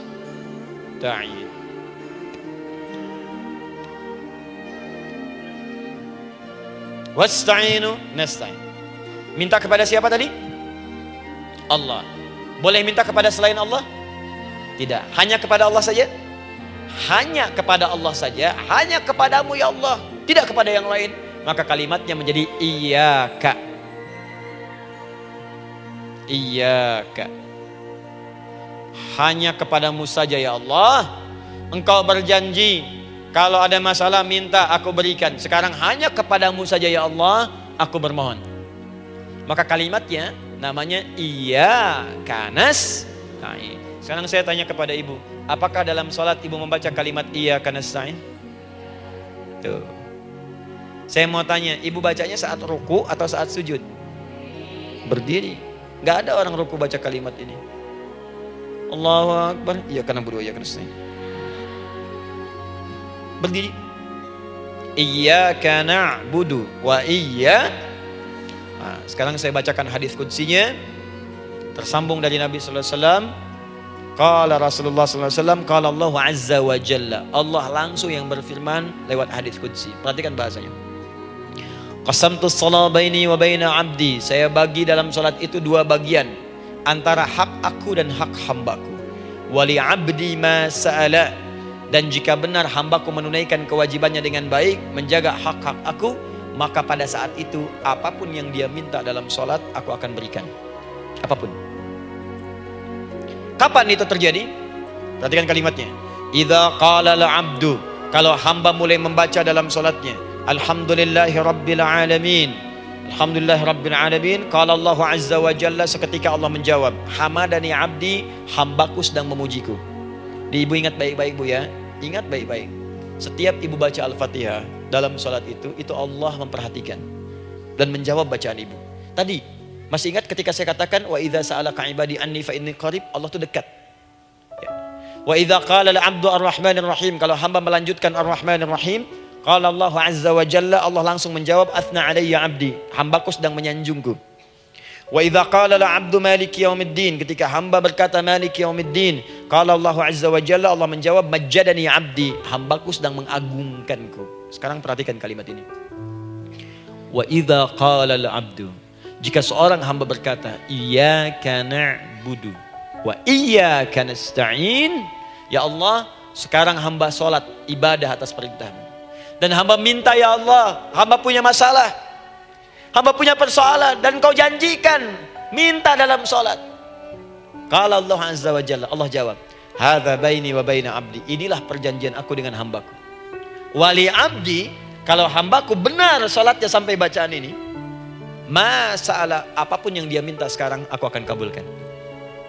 Dalam berdiri. Cuman sayang, kadang-kadang dalam keadaan ini banyak yang tidak minta. Maka caranya saya sampaikan yang pertama, kalau ibu sudah sampai ke bacaan ini, iyyaka na'budu wa iyyaka nasta'in, sertakanlah dalam hati ibu. Gak usah dilafadzkan. Sertakan ibu punya masalah apa. Atau secara umum minta solusi. Minta. Nabi itu kalau sholat, Nabi SAW kalau sholat, Itu kalau baca ayat-ayat Quran, itu seringkali berhenti, Bu. Sering berhenti. Kalau dalam ayat doa, beliau berhenti, mohonkan dengan baik. Kalau ayat-ayat surga, minta supaya umatnya ke surga. Ayat-ayat neraka, mohon supaya umatnya dibebaskan dari neraka. Minta. Kesaksiannya banyak. Hudzaifah al-Yamani pernah sholat di belakang Nabi, begitu. Abdullah bin Mas'ud radhiyallahu ta'ala anhu sholat di belakang Nabi, begitu. Ubay bin Ka'ab radhiyallahu ta'ala anhu salat di belakang Nabi, begitu. Di kesaksian mereka sama semua. Makanya seringkali itu nggak sadar, enak salat dengan Nabi itu. Nyaman. Kalau baca ayat surga seakan-akan pengen cepat ke surga. Kalau baca ayat doa berdoa, jadi nggak sadar. Rakaat pertama 100 ayat aja Al-Baqarah. Ya, kadang-kadang lewat ke Ali Imran. Pernah rekornya 5 juz 4 halaman, An-Nisa ayat 176 baru berhenti. Ya, walaupun besoknya nggak pada ikutan lagi. Ya. Karena merasa ini kapan rukunya gitu, sekarang atau nanti, sekarang atau nanti. Tapi enak. Nah, saya ajarkan satu hal, kalau kita sampai pada bacaan Al-Fatihah tadi, jeda sejenak, Bu, rasakan itu, minta. Minta. Setelah itu, Allah ajarkan satu lafaz, kalau lafaz ini benar dibacakan oleh Ibu, benar dibacakan, maka seketika doa akan dijawab. Langsung dikabulkan. Apa bacaan itu? Nah, nanti dalam pelajaran selanjutnya kita akan bahas ya, insya Allah. Masih ada waktu? Oh ya, kalau masih kita bahas ya. Masih. Ada sesi mau jawab pertanyaan dulu, diskusi dulu, atau saya teruskan sebentar? Teruskan ya. Baik, kalau kita sampai jam 10, saya jeda sampai ke 9.45. Jadi 15 menitnya kita bisa diskusi ya. Baik. Apa lafaz yang kita bisa mohonkan? Teruskan ayatnya. Ihdinas siratal mustaqim. Ihdinas siratal mustaqim. Ihdinas siratal mustaqim. Ini, Bu, nanti Ibu lihat dalam kajian tafsir yang kami sampaikan, juga dalam kajian fikih salat saya bahas dengan detail. Di sini singkat saja, singkat padat. Ihdina itu, ya Allah berikan kami hidayah, berikan kami jalan, berikan kami petunjuk, tunjukkan kami jalan yang lurus. Kalimat ihdina asalnya dari kata hidayah. Hidayah, jamaknya hudan. Ihdina, berikan kami hidayah, berikan kami hudan. Kalau tunjukkan kami jalan yang lurus, itu terjemahan, Bu. Terjemahan. Kalau Ibu ingin makna tafsir per huruf, per kalimat, bahkan per harokat, itu semua ada maknanya. Karena semua kalimat Quran itu mukjizat. Ihdina dari kata hidayah, hudan, berikan kami hidayah. Hidayah dalam bahasa Arab itu banyak maknanya. Bisa solusi dari semua persoalan. Bisa jalan menuju kemudahan. Bisa kesuksesan. Bisa petunjuk, banyak. Kalau dikumpulkan namanya hudan. Hudan. Makanya Al-Quran disebut hudan, karena di Quran ada semua. Solusi ada, petunjuk ada, kemudahan ada. Dzalikal kitabu la raiba fi hudal. Al-Quran hudan. Syahrul Ramadan alladzi unzila fihi al-Quran hudan linnas. Isi Quran semua hudan. Di situ ada solusi. Di situ ada petunjuk. Di situ ada kemudahan. Kalau kita ingin minta semua itu, kalimatnya dikatakan fi'il amr lit talab. Permohonan dalam bentuk kalimat permintaan. Ihdina, berikan kepada kami hudan. Kalau sudah mengatakan ihdina artinya minta solusi, minta kemudahan, minta petunjuk. Jadi ketika Ibu mengucapkan kalimat ihdinas siratal mustaqim, itu artinya ya Allah berikan kepada kami solusi dari masalah yang sedang saya hadapi. Berikan petunjuk dari persoalan yang sedang saya jalani. Berikan kemudahan ya Allah dari kesulitan yang tengah saya hadapi. As-siratal mustaqim, yang lurus, yang gampang. Karena jalan yang gampang tuh lurus, gak berkelok, Bu. Langsung ke tujuan. Saya mau ke sini jalannya belok-belok, gak langsung, kan gak enak. Ibu mau ke satu undangan, jalannya belok sini, belok sini, belok sini, belok sini. Kelokan 9, kelokan 7, kelokan 8. Ya. Kan rasanya berliku. Ibu ingin mendapatkan solusi, tapi dilempar-lempar. Ke sini dulu, berkelok. Sini dulu, sini dulu, sini dulu. Kenapa gak Ibu lurus dapatkan langsung? Dalam bahasa Arab, apalagi kalimat yang fasih, mendapatkan sesuatu dengan gampang, dengan mudah. As-siratal mustaqim, lurus ke tujuan, cepat, mudah. Apalagi ke surga nanti, tunjukkan kami jalan yang lurus, yang benar, hak dari Allah dan mudah didapatkan. Itu maksudnya. Ini bukan sekedar tunjukkan jalan yang lurus, solusi yang mudah, yang gampang, yang cepat. Paham di sini ya? Seperti orang-orang dulu mendapatkannya. Siratal ladzina an'amta 'alaihim. Seperti orang dulu mendapatkan semua kenikmatan ketika mereka bermohon kepadamu ya Allah. Siapa mereka? Ada 4 golongan disebutkan di Quran surah keempat ayat 69. Ada para nabi, orang-orang jujur siddiqin, para syuhada, dan orang-orang soleh. Ya, wa may yuti'illaha wa rasul fa ulaika ma'al ladzina an'ama Allahu 'alaihim minan nabiyyina was-siddiqina wasyuhada was-shalihin. Para nabi dulu berdoa, ya Allah, saya ada masalah, dikabulkan. Kita minta, ya Allah, sekarang saya berdoa, tolong kabulkan seperti nabi-nabi dulu dikabulkan. Nabi Ayub sakit, berdoa dikabulkan. Kita sakit, dikabulkan. Nabi Ibrahim ada ujian, dikabulkan. Nabi Ibrahim punya ujian dengan anak, kita ada ujian dengan anak, minta dikabulkan. Anak-anak berselisih, ada yang dendam, yang iri, seperti anaknya Nabi Yakub. Nabi Yakub berdoa dikabulkan, kita minta dikabulkan. Ada syuhada, berdoa dikabulkan, kita minta dikabulkan. Orang soleh berdoa, minta dikabulkan, kita minta dikabulkan. Ya Allah, seperti Engkau kabulkan doa orang-orang dulu yang melahirkan nikmat, mohon kabulkan kami yang minta sekarang dan mendapatkan kenikmatan itu. Itu maksudnya. Ya, siratal ladzina an'amta 'alaihim. Siapa an'amta 'alaihim di sini? Ulaikal ladzina an'amallahu 'alaihim. Sama persis kalimatnya. Minan nabiyyina was-siddiqina wasyuhada'i was-shalihin. Jadi jangan diartikan sebatas terjemahan. Walaupun di musim haji sekarang itu bisa dipakai. Saya tugas 2010 di Mekah. Ada jemaah kesasar, lupa maktab. Kemudian ingin balik, nggak tahu jalan. Dia ketemu askar. Askar nggak bisa bahasa Indonesia, dia nggak bisa bahasa Arab. Tapi dia hafal Al-Fatihah. Datang kepada askar, dia tunjukkan gelangnya. Pak, ihdinas siratal mustaqim. Tunjukkan saya jalan yang lurus. Bikin gelang. Askar gak bisa bahasa Indonesia. Dikasih bahasa Arab gak paham-paham. Tapi askar ini pun cerdas. Dia tunjuk, dia lihat gelangnya. Oh, maktab sana. Siratal ladzina an'amta 'alaihim ghairil maghdubi 'alaihim waladdallin. Lurus, jangan belok-belok. Kalau belok nanti engkau tersesat atau dicaci maki orang. Maghdub, ya dicela orang. Dhalin, tersesat, kan? Jangan dicela, jangan sesat, lurus. Tapi kalau dalam berdoa dalam sholat, minta di hati hadirkan. Jelas ya? Itu posisi pertama. Jadi pertama minta lewat sholat. Yang kedua cepat, rajin istighfar, Bu. Saya cepat ya, rajin istighfar. Saya ada 7 menit lagi. Ibu rajin istighfar. Astaghfirullah, astaghfirullah, astaghfirullah, astaghfirullah. Itu yang paling singkat. Astaghfirullahaladzim, astaghfirullahaladzim, astaghfirullahaladzim. Itu yang menengah. Astaghfirullahaladzim alladzi la ilaha illa huwal hayyul qayyum wa natubu ilaihi. Astaghfirullahaladzim alladzi la ilaha illa huwal hayyul qayyum wa natubu ilaihi. Astaghfirullahaladzim alladzi la ilaha illa huwal hayyul qayyum wa natubu ilaihi. Itu yang cukup panjang. Ibu rajin istighfar. Orang yang rajin istighfar itu diantara yang disebutkan dalam riwayat-riwayat adalah orang-orang yang cepat dijawab doanya hanya dengan istighfarnya. Jadi dia tuh punya keinginan, dia nggak katakan. Jadi keinginan di benaknya dia, terus dia istighfar. Astagfirullah, astagfirullah, astagfirullah. Itu kalau benar rajin istighfar, seketika dikabulkan. Cepat. Ada seorang yang hidup, ini tukang roti. Di zaman Imam Ahmad bin Hanbal. Saya pernah kisahkan ini di beberapa keadaan. Orang ini itu ahli istighfar. Jadi maaf ya Bu ya, bukan istighfarnya pas ada keperluan aja, bukan. Ada ta'lim Ustaz Adi, sab pertama astagfirullah, astagfirullah, astagfirullah, bukan. Besok ada arisan, astagfirullah, astagfirullah, bukan. Jadi bukan ada keperluan istighfar, bukan. Orang ini membiasa istighfar. Jadi setiap mengerjakan apapun dia istighfar. Mau minum, bismillah, astagfirullah, astagfirullah. Dia setiap buka adonan, astagfirullah, astagfirullah.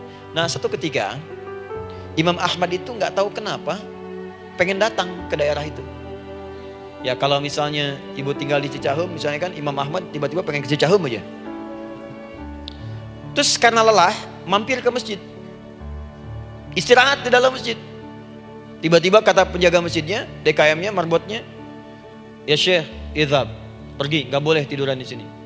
Kata Imam Ahmad, saya kan cuma numpang istirahat, nggak boleh keluar.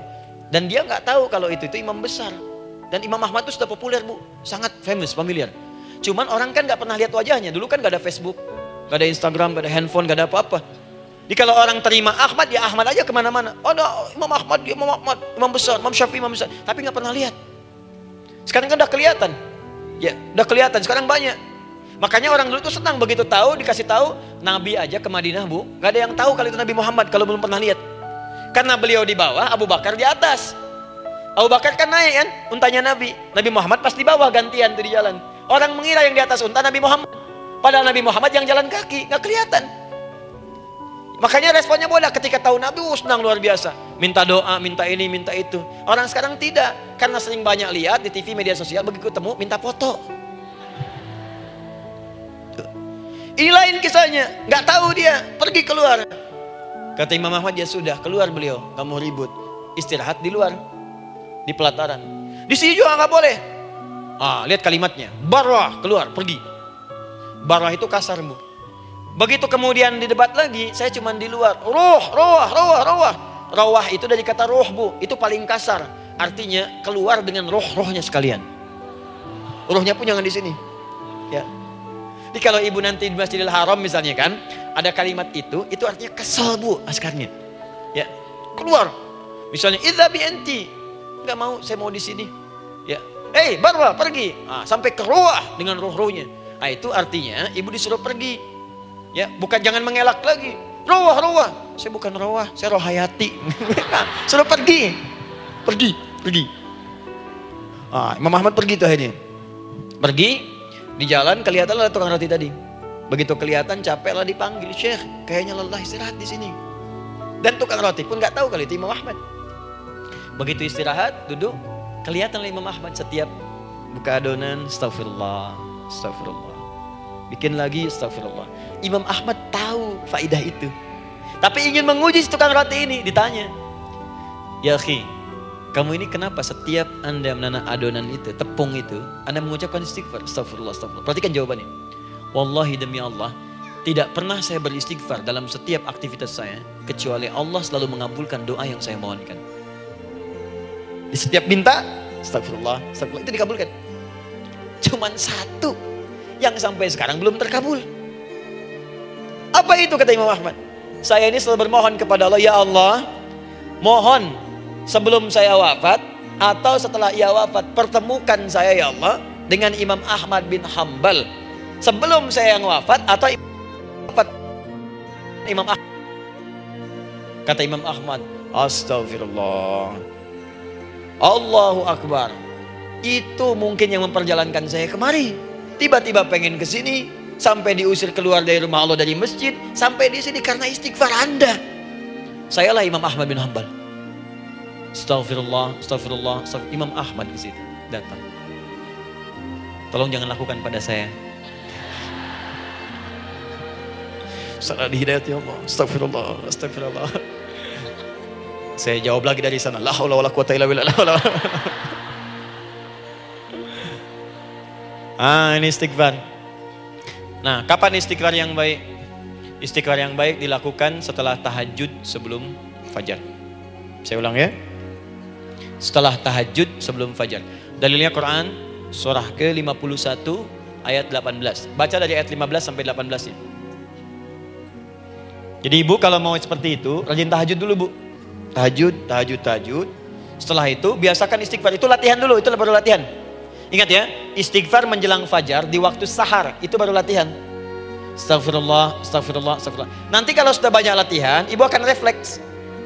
Mau duduk, masuk mobil, astagfirullah. Duduk mau makan, astagfirullah. Ya, kadang-kadang ibu mau ambil handphone, astagfirullah. Itu refleks di lisan kita keluar. Ahli istighfar itu nggak direncanakan keluar di lisannya. Astagfirullah. Kalau sudah seperti itu, berbahagialah. Karena apapun kadang ibu inginkan, sepanjang itu ibu butuhkan, seketika dikabulkan. Ya. Yang ketiga, yang terakhir. Sudah 9:45, boleh sedikit? Ya, yang terakhir ya. Terakhir. Jangan khawatir, setelah ini selesai. Jangan khawatir.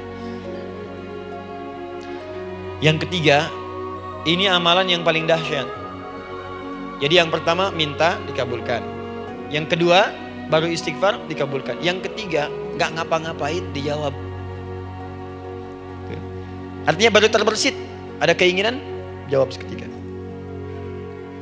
Amalan yang ketiga ini adalah amalan yang dikerjakan karena cinta kepada Allah Subhanahu wa taala.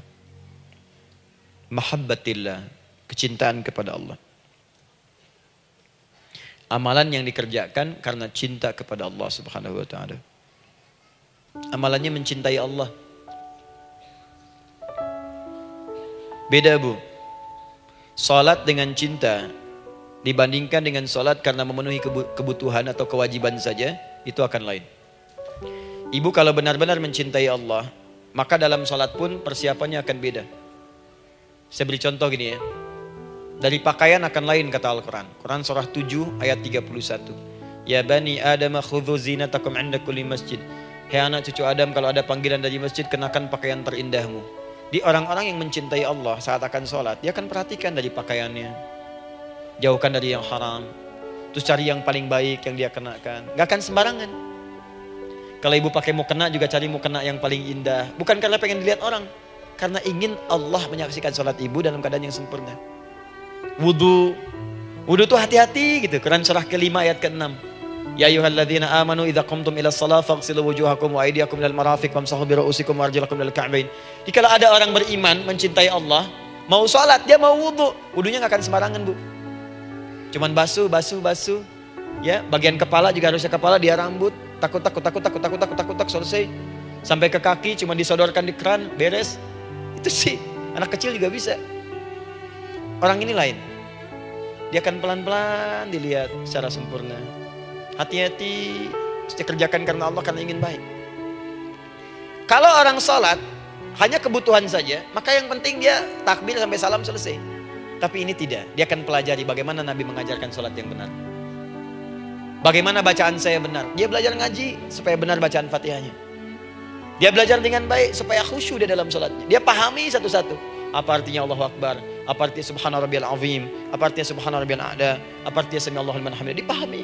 Di begitu dia sholat baru takbir sudah paham isinya. Jika ada orang seperti ini, dia mengerjakan apa yang Allah perintahkan karena cinta dengan Allah. Dia berzakat karena ingin mencintai Allah. Dia berinfak karena cinta dengan Allah, bukan karena uangnya. Pokoknya kalau orang cinta itu, Bu, setiap pecinta dia akan memberikan apapun pada yang dicintai. Walaupun tak diminta. Dan pecinta itu sifatnya, kalau yang dicintainya senang sesuatu, akan otomatis ikut senang. Ibu misalnya senang ya dengan pasangan sebelum menikah. Pasangan senang kucing, ibu akan terpaksa senang kucing. Ibu cinta dengan anak, semua akan diikuti apa yang diinginkan. Seperti itu, cinta itu butuh pembuktian. Karena itu sering saya katakan pada akhwat ya yang belum menikah, yang masih muda-muda belum menikah, cinta itu butuh pembuktian. Jadi jangan percaya kalau ada orang yang bicara di lisannya gak ada buktinya. Aku akan seperti Dilan membawamu dalam motorku. Katakan padanya, aku tak butuh dengan rayuan kata-katamu. Itu hanya angin surga. Yang kubutuhkan, tuliskan namaku di buku nikah kita. Wah, catat. Itu caranya. Main ke Taman Dilan, cuman boncengan. Seakan dunia milik berdua, yang lain gak ada. Gombal. Udah ya? Jelas? Jadi amalan yang ketiga ini kerjakan karena Allah. Saya mau contohkan satu. Ibu pernah dengar Imam Malik bin Anas? Pernah ya? Gurunya Al-Imam Asy-Syafi'i, Imam Malik bin Anas, lahir di kisaran tahun 94-95 Hijrah. Siap, Kang Dan. Baik, ini terakhir nih saya tutup nih. Benar-benar terakhir, betul-betul. 10 menit lagi kalau ada nanti tanya jawab sedikit. Imam Malik ini, Bu, itu Masya Allah, saking cinta pada Allah dan Rasul, itu tidak pernah, jangankan sholat, dalam beliau memberikan fatwa pun akan mencari pakaian yang paling bagus, paling indah. Dan beliau menjaga adab dalam menyampaikan kalimat Nabi pun itu luar biasa. Sampai satu kali pernah pakai jubah bagus, indah, ada lebah menyengat di kepalanya, sedang menyampaikan hadis. Saking hormatnya terhadap hadis Nabi, lebah itu dibiarkan menyengatnya. Nggak mau memutus kalimat Nabi, hadis Nabi, hanya untuk mengusir lebah, dibiarkan sampai tersengat. Apa yang Allah berikan kepada beliau? Allahu Akbar. Satu kali singkat berdiskusi dengan muridnya Al-Imam Asy-Syafi'i. Kata Al-Imam Asy-Syafi'i, ya guru, setahu saya rizki itu dicari dulu baru dikasih. Imam Malik lebih tinggi ilmunya pada saat itu. Beliau tahu ada 8 jenis rizki. Ya Syafi'i, ada rizki yang tidak perlu dicari, Allah berikan. Wah, berdebat tuh sampai berpisah. Setelah itu secara singkat Imam Asy-Syafi'i lewat di kebun anggur sedang panen anggur besar. Tiba-tiba tergerak untuk membantu, datang ke situ bantu. Begitu selesai dikasih hadiah anggur banyak, besar-besar, indah, enak, gitu kan? Ketika diberi itu langsung senang beliau. Bukan karena anggurnya, karena merasa pendapatnya benar. Jadi begitu bekerja baru dapat. Dibawalah anggur ini diberikan pada gurunya. Perhatikan adabnya terhadap guru. Kalau ibu adabnya bagus pada guru, keberkahan dapat, ilmunya pun menghunjam di jiwa. Imam Syafi'i nggak merasa benar, tapi memberikan sebuah jawaban dengan adab. Guru, tadi itu ada panen anggur, saya mencoba membantu. Begitu saya bantu, dikasih anggur, dikencangkan kalimatnya. Begitu saya bantu, dikasih. Dibantu dulu, baru dikasih. Kalau saya nggak bantu, saya nggak dikasih. Apa jawab Imam Malik? Imam Malik tersenyum, tertawa. Tabassama dhahikan. Masya Allah Syafi'i, bahasa kita. Tadi itu saya keluar, mau ngajar. Siang-siang terik begini, saya kepikiran, ya Allah, kalau makan anggur yang enak-enak, enak banget sekarang ini. Ada anggur sekarang. Tuh. Murid berikhtiar, guru mendapatkan hasil. Setelah itu Asy-Syafi'i naik dan jadi bintang di zamannya, sampai kekinian pun luar biasa. Dan mendapatkan barakah gurunya, seperti gurunya dapatkan, muridnya pun meraihnya. Itulah 3 cara bagi kita untuk bermohon kepada Allah. Jika ingin dipercepat oleh Allah, bisa lewat sholat, bisa lewat istighfar, bisa juga dengan menciptakan amalan-amalan, atau mengikuti amalan-amalan yang dicintakan atau ditujukan untuk mencintai Allah Subhanahu wa ta'ala. Ibu bisa paham ini? Baik. Kemudian berdoa. Tapi yang jadi masalah, Ustadz ketika berdoa, kok belum dikabulkan juga? Apa ciri doa dikabulkan? Seperti apa kita tahu doa kita dikabulkan? Itu mungkin kita bahas di episode yang berbeda insyaallah. Alhamdulillahi rabbil alamin, arrahmanir rahim, maliki yaumiddin. Iyyaka na'budu wa iyyaka nasta'in. Ihdinas siratal mustaqim. Siratal ladzina an'amta 'alaihim ghairil maghdubi 'alaihim waladdallin. Allahumma nahmaduka hamdan syakirin, hamdan na'imin, hamdan yuwafi ni'amahu wa yukafi'u mazidah. Ya Rabbana lakal hamdu wa lakal syukru kama yanbaghi li jalali wajhikal karim wa li 'azimi sultanik. Allahumma salli wa sallim barik ala rasulikal karim nabiyyikal amin sayyidina Muhammadin wa ala alihi wa sahbihi wa ummatihi ila yaumiddin. Allahumma rabbana ya al-ghafur rahim, la tada' lana fi maqamina hadha fi kulli maqamin dhanban illa ghafartah. Duhai Allah, kami bermohon kepadamu, Engkau yang Maha Pengampun, Engkau yang Maha Penghapus segala dosa. Kami mengakui kami berbuat salah, kami mengakui banyak dosa kami kumpulkan. Maka kami mohon kepadamu ya Allah, jangan biarkan ada satu orang pun berada di sekitaran majlis ta'lim ini kecuali sebelum ia pulang Engkau telah ampuni segala dosa-dosanya, Engkau telah gugurkan dan hapuskan segala dosa-dosanya. Wala hamman illa farajtah. Ya Allah, jika ada satu orang pun di antara jamaah saat ini yang merasakan kegelisahan dalam hatinya, jangan biarkan ia meninggalkan area majlis ta'lim ini kecuali Engkau telah tenangkan keadaan hatinya. Allahumma wala maridan illa syafaitah. Jika ada di antara kami yang tengah Engkau uji dengan penyakit seberat apapun, maka mohon angkat dan sembuhkan segala penyakitnya. Allahumma wala dainan illa qadaitah. Ya Allah, jika ada di antara kami yang berat hidupnya karena lilitan utang piutang, terjebak riba dan sejenisnya, maka mohon ya Allah dengan keikhlasan amalannya, mohon angkat dan berikan rezeki limpah terlimpah kepada yang untuk melunasi utang-utang dan terbebas dari lilitan riba dan semacamnya. Allahumma ya arhamar rahimin, Allahumma tubna ilaika min kullil ma'asi. Ya Allah, kami ingin memperbaiki diri kami. Kami bertobat dari segala maksiat yang pernah kami kerjakan. Allahumma aslih ahwalana ma yuqarribuna ila ridhak. Ya Allah, kami bermohon kepadamu, mulai hari ini mohon bimbing kami untuk memperbaiki diri supaya kami bisa lebih dekat denganmu ya Allah. Allahumma aslih azwajana. Ya Allah, kami mohon sayangi dan perbaiki ya Allah akhlak suami-suami kami. Ya Allah, mohon bimbing suami-suami kami jadi suami yang baik, membimbing keluarga menjadi keluarga yang saleh. Allahumma ya Allah, Allahumma arsyad wa aslih ya Allah azwajana, zawjatina. Ya Allah, demikian dengan istri-istri kami ya Allah, jadikan mereka perempuan-perempuan yang salihah, bimbing menjadi ibu-ibu yang baik. Allahumma abnana, auladana, dzurriyyatina. Allahumma aslih lahum ya arhamar rahimin yakunu salihin, yakunu su'ada fid dunya wal akhirah. Ya Allah, anak-anak kami, cucu-cucu kami khawatir berpisah dengan mereka di akhirat nanti. Kami mohon ya Allah, jika memang ada maksiat yang mereka kerjakan karena dosa-dosa kami mohon ampun ya Allah. Perbaiki anak-anak kami, bimbing cucu-cucu kami ya Allah, jadikan mereka anak-anak saleh, anak-anak yang bisa memberikan mahkota kepada kami di akhirat ya arhamar rahimin. Kami malu dengan anak orang lain yang telah hafal Al-Quran. Kami malu dengan anak orang lain yang telah mampu tahajud. Kami malu dengan anak orang lain yang telah bisa membaca Al-Quran dengan baik, sedangkan anak kami masih sibuk dengan dunia ya Allah. Kami takut bila wafat tidak bisa memberikan petunjuk kepada mereka dengan izin-Mu. Allahumma ya arhamar rahimin. Allahumma idza kana hunalika baqiyati ayyamina faj'al baqiyata ayyamina ya Allah hayatan thayyibah. Duhai Allah, kami bermohon kepadamu, jika memang terbentang masa kehidupan bagi kami sampai dengan hari esok, maka mohon jadikan sisa-sisa hidup kami lebih baik daripada hari-hari yang sebelumnya. Wa idza kana hadzal yaum min akhir ayyamina faj'al ya Allah hadzal yaum husnal khatimah. Ya Allah, kami mohon jika memang hari ini adalah hari terakhir kami hidup dan harus kembali kepadamu untuk wafat, mohon jadikan di hari ini kami husnul khatimah. Allahumma qawwi lisanana ila kulli kalimat tauhid la ilaha illallah Muhammadur Rasulullah. Ya Allah, kami mohon jika kelak kami akan wafat, ringankan lisan kami untuk mengucapkan kalimat tauhid la ilaha illallah Muhammadur Rasulullah. Wa ajib kalimatan bi qaulika ya ayyatuhan nafsul mutmainnah irji'i ila rabbika radiyatan mardiyah fadkhuli fi ibadi wadkhuli jannati.